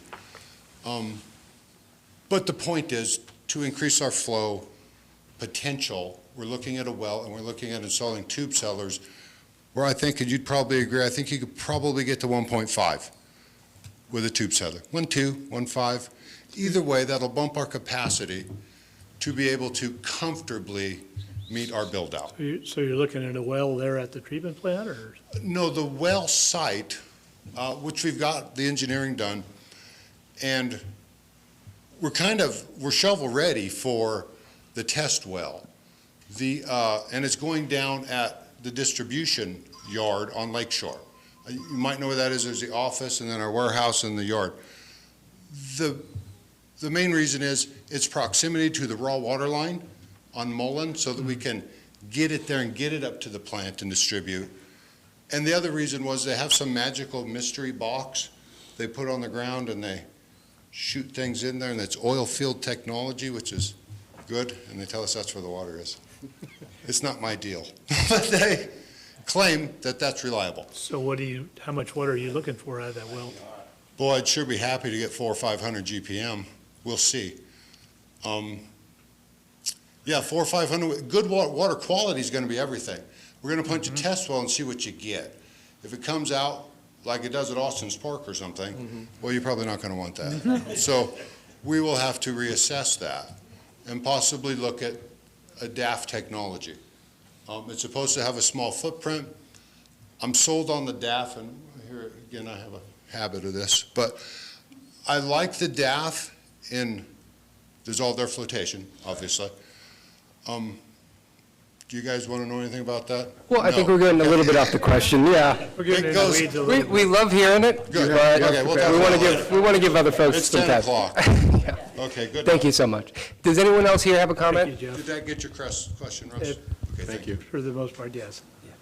Mr. Mayor, just want to remind the council that per council policy, if you want to go beyond 10 PM, you have to make a motion to approve that. Okay. We have 7 minutes here, so why don't we go fast and furious, and we'll try to get as much input as we can. This will be back on the agenda, folks, in a future meeting. We do want to hear from all of you. I'll even stick around after. Mr. Fleur, if you'll join me, and happy to chat with anyone who wants to talk after this meeting. I just really want to know how long has the city wanted to take over the water companies here in town? We're getting information, I don't know, I mean. I don't know that that's the Yeah, at this point in time, all we wanted was information. So, I mean, they're going out and bullying you guys to sign these pieces. I'm just going to say it now. I'm just going to say it because I'm tired of hearing it. And I've kept my mouth shut very well. Coming up here and constantly sitting there, and the things that they went and told the stakeholders, you guys should be ashamed and want to inform. You say we didn't invite you to a meeting. Hey, we have council meetings all the time. You're always invited. Everybody's always invited. Take over, all that stuff, that's just their words. We're looking into information. We're looking into wanting documentations that they're not giving us as shareholders or you as a shareholder. They don't let people come to their meetings without a notification. You know why? Because they can take anything now they don't want you to know about. You guys as shareholders should be questioning your water company because there's something wrong when they don't want to give out public information that we have requested over and over again. So it's not us. We're asking for information. They've turned it around to make it look like us. As council members, our job is to try to protect our community. That's our job. But I just cannot sit here any longer and listen to it. I was just asking the question. I just wanted to know we haven't how, been. Thank you. I wanted It was to know never how planned. long He's acting it's like been he's a been planning secret. this for years. We just started asking for information. Thank you for your When? question. That's what It I was hasn't asking. even been that long ago. When did we ask the first time we asked for information from That's them? what I was asking. Yeah. That's all I was asking. I mean, it's been this year. I mean, Well, Within a at year? the end of last year, Yeah, I within a started year. talking to some of the managers about So this. over 6 months. Yeah. I was just wondering because in one of the meetings, somebody asked over Zoom why the city was trying to take over the water companies, and y'all laughed at him and said, we're not trying to do that. But we're just trying to get information at this point in time to see what's the best for the community. That's really all this is to see what's best for our community. And if their capacities are not able to provide for our community, then it's our job as council members to figure out what to do. There's steps to all of this. I understand that. I listened to the gentleman over here. I've been coming to the meetings. I just think that, the council's supposed to be looking out for all of our best interests. But when there's enormous amounts of money involved, I think the facts get distorted. Well, we're not getting any enormous amount of money, so.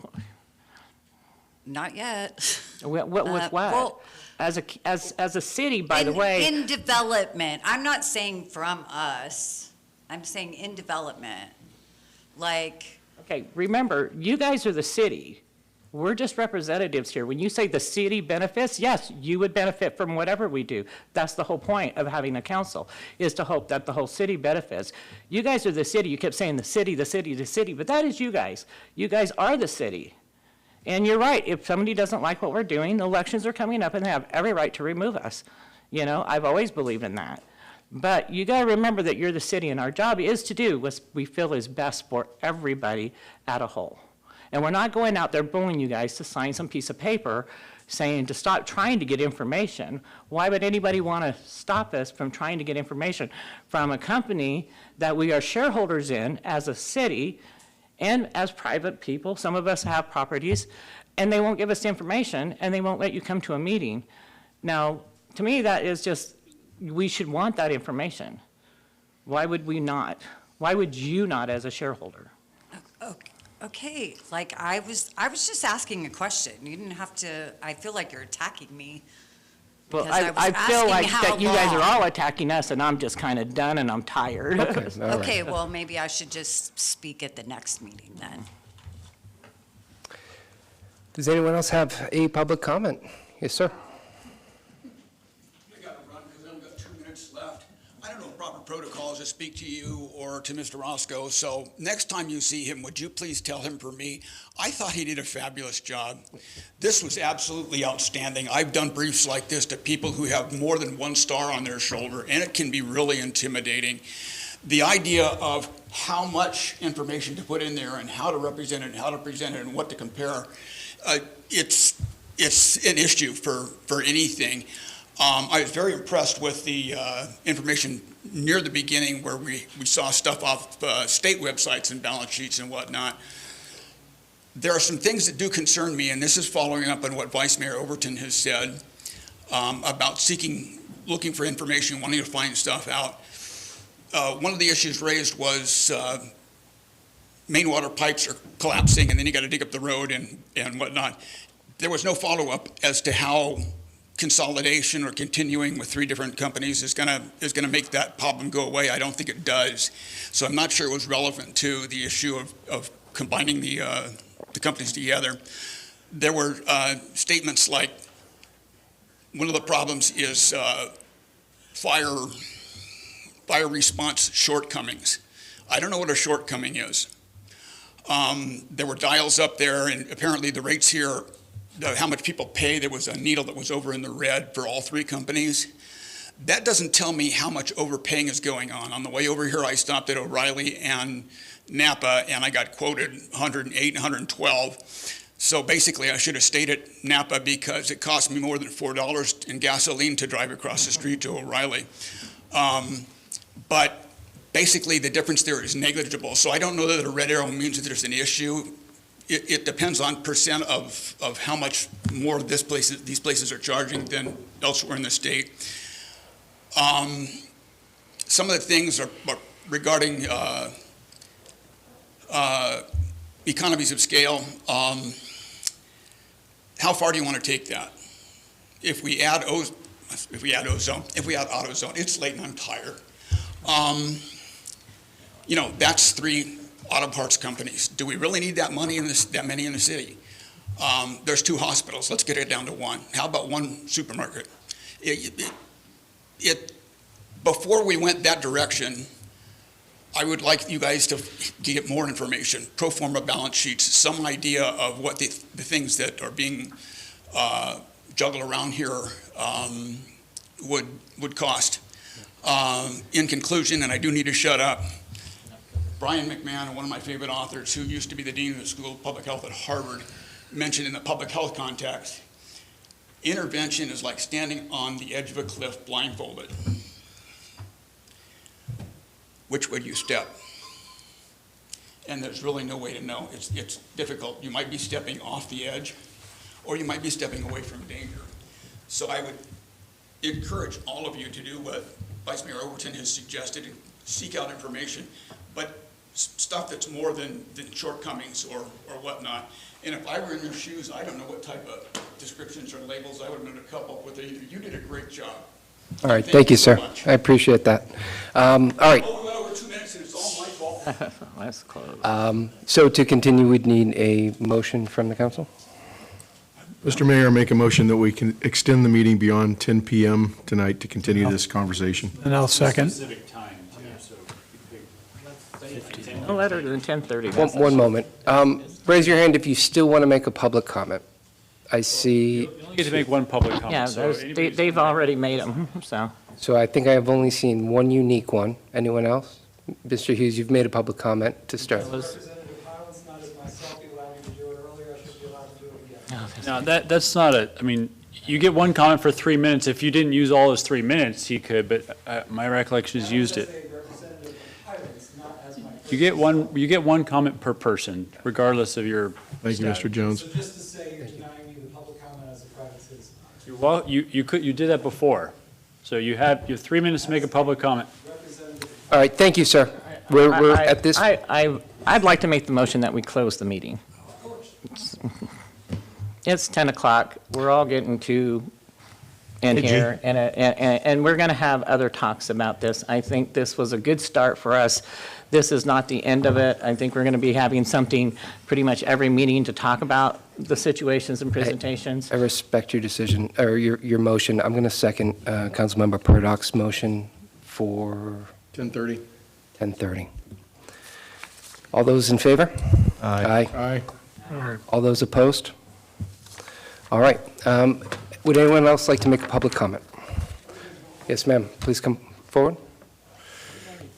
Oh, you've already commented? I'm sorry. So many people have come up at this point. Yes, I have. I really haven't commented on No, you made a comment during this time. I'm gonna take 1 minute. No, if you do that, then you have to let everybody do it. Sorry, ma'am. Okay, that's fine, that's fine. This will be on the agenda again. Next meeting. And I'll stick around if you want You to. guys are tired, next meeting, I'll bring it up. Thank you. Anyone else would like to make a public comment It hasn't already. that has not already spoke before? Seeing none, Madam Clerk, can you please read any comments that have been made on Zoom? There's one comment on the Zoom from Susan Barnes, who states, "Please provide the date and agenda item where the full 5 members of the council discussed and voted to spend public funds hiring attorneys and directed staff to attempt a hostile takeover of Highlands Water Company at their annual shareholder election meeting in April. What is the line item in the budget where those public funds were spent from?" That concludes her statement. Mr. Flora? Well, I don't have my general ledger in front of me, but I think the first point is staff were never directed to attempt a hostile takeover of Highlands Water Company. The city was exercising its right as a shareholder to vote at the annual shareholders meeting. And not only did the city vote, but the city also represented proxy votes for 38 other individuals or entities, totaling 76 votes at that meeting. So the narrative about the hostile takeover is something that is created by Highlands Water Company. As far as hiring of attorneys specifically for that, the council hasn't taken an action to do that. We have attorneys that we work with on various projects,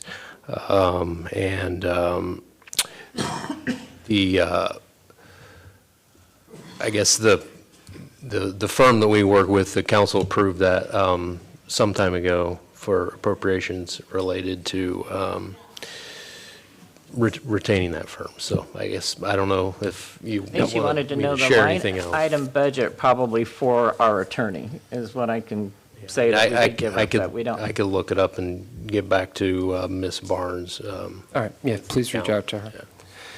All right, any other comments on Zoom? Madam Clerk? There are no further comments on Zoom, Mr. Mayor. Thank you. I'll bring it back to council. Not seeing any highlighters raised. I don't believe we have any action to take at this time, other than to thank you for looking into this for us. Oh, I'm sorry? No, it was a fantastic presentation. Thank you. Thank you, Mr. Very Roscoe. informative. And thank you all again. I think everybody on both sides agreed that you did a great presentation. Must have done something right. I'd just like to make kind of a clarifying, we should all be on the same side, whatever's best Yeah. for those of us living in Clear Lake. That's what we need to talk about, that's what we're trying to discuss here. What's best? Ratepayers, we agree, quality water is great. We're neighbors, we've grown up together, we've survived fires and all kinds of other problems in our community. Thank you all for coming. We want to hear from you as we try to navigate this and figure out what's best for the city of Clear Lake. Thank you, Councilmember Purdock. Moving on to item K, City Manager Report. You want me to keep it brief as possible? If you Okay. could. We got formal approval for the emergency funding for the landslide project, so that's good. And you've seen, this was, I don't know, maybe a week or so ago, and you've seen more and more work happening out there, so that's good. I was pleased to participate in the interview process for the Woodland College campus dean this morning. So we had interviewed 3 very strong candidates. Excited about what that may mean for the campus. I don't know if Mayor Claffey was going to mention this or not, but we met with the county and the city of Lakeport to talk about tobacco retail licensing a couple of weeks ago, and so I think we made some good progress there, and we're expecting sort of that ordinance and stuff to come back to the council here at some point. We don't have a firm date yet. kind of struggling at this point to get the controlled burn going over around Tractor Supply and Walmart. It was supposed to happen last year, was delayed too long, weather caused that not to happen. Still having a real hard time getting a date. I was told it was going to happen in May, but Assistant Chief Wink with CAL FIRE, who probably all of you know, has reassured me over and over again that this is going to happen this year. So we hope that we'll get enough warning that we can get some public messaging out to folks so they aren't alarmed with that. And then the final thing I wanted to mention, you know, we've had a long discussion tonight about a number of topics, including infrastructure that was built before the city existed, which is a struggle to kind of become a real city by improving things that have been essentially no effort was put into maintaining them for 30, 40 years in some cases. One of the things that all of you know is also quite deficient in the city of Clear Lake is the number of street lights that are available. And so Public Works Director Laban and I have been talking with a firm that is doing an analysis on that, and we're somewhere around 25 to 30% of the street lighting in a normal city. So there's some interesting options there for us. We're going to have them do a sort of analysis of our alternatives there, and we'll once we get that done, we'll bring that back to the council to hear that report and hear the options that we have moving forward with not only probably so I know I'm going on longer than I should, but just real quick. So some streetlights are maintained and operated by the city, some by PG&E. When you add streetlights, you have the option with PG&E on how you want to set that up. By doing it ourselves, we can save a significant amount of money over what we're essentially paying PG&E for the electricity and the maintenance costs over time. So anyway, that analysis is going to come together. Kind of actually excited about it because it's something that, you know, we've been talking about internally for ever since I've been here about how to tackle this, and it's a little complicated to get into it, and I think they might be able to help us tackle this one. So more to come on that soon. That's my report. Thank you for looking into that. Councilmember Slutin. I attended our Congressman Thompson's visit here. I think it was... Stole it. No, I had it on my paperwork here. It's great to see that our congressman is so active in securing money for our city. I mean, he's a big proponent of what we do here, and he likes us. So, the other thing that I attended was the Recreation Committee. Not much really going on that, but it's still moving forward with some programming and some suggested projects. So, that's it. Councilmember Burdock. Thank you, Mr. Mayor. Want to comment on Recreation Committee. Great job putting that together. We've got some, I think, amazing artists coming in to perform at our concerts this summer, all provided by the city. I think that's fantastic, and the sponsors, of course, that support that.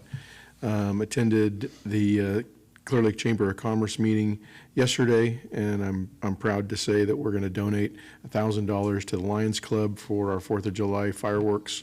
I wanted to put that plug in because they're still looking for money.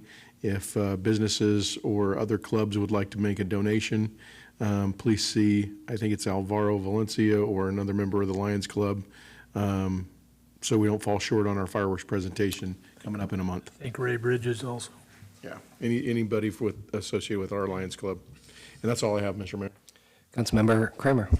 Yes, I also attended Congressman Thompson's visit, and around I was, as Councilman Slotin said, really pleased by the big check that he gave us for our recreation facility, sports facility.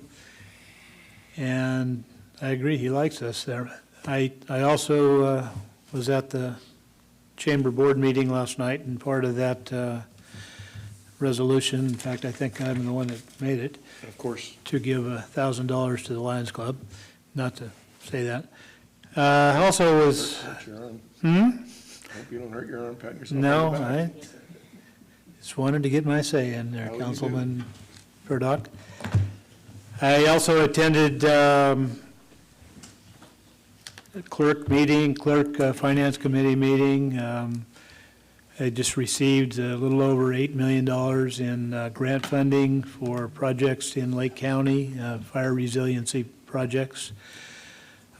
And then I attended an RRA meeting, that Risk Reduction Authority, and we've got a small grant there, and we're doing a few things in fire resiliency with that as well. That's all I have. Vice Mayor Overton. All right. Again, as others mentioned, thank you to Mike Thompson.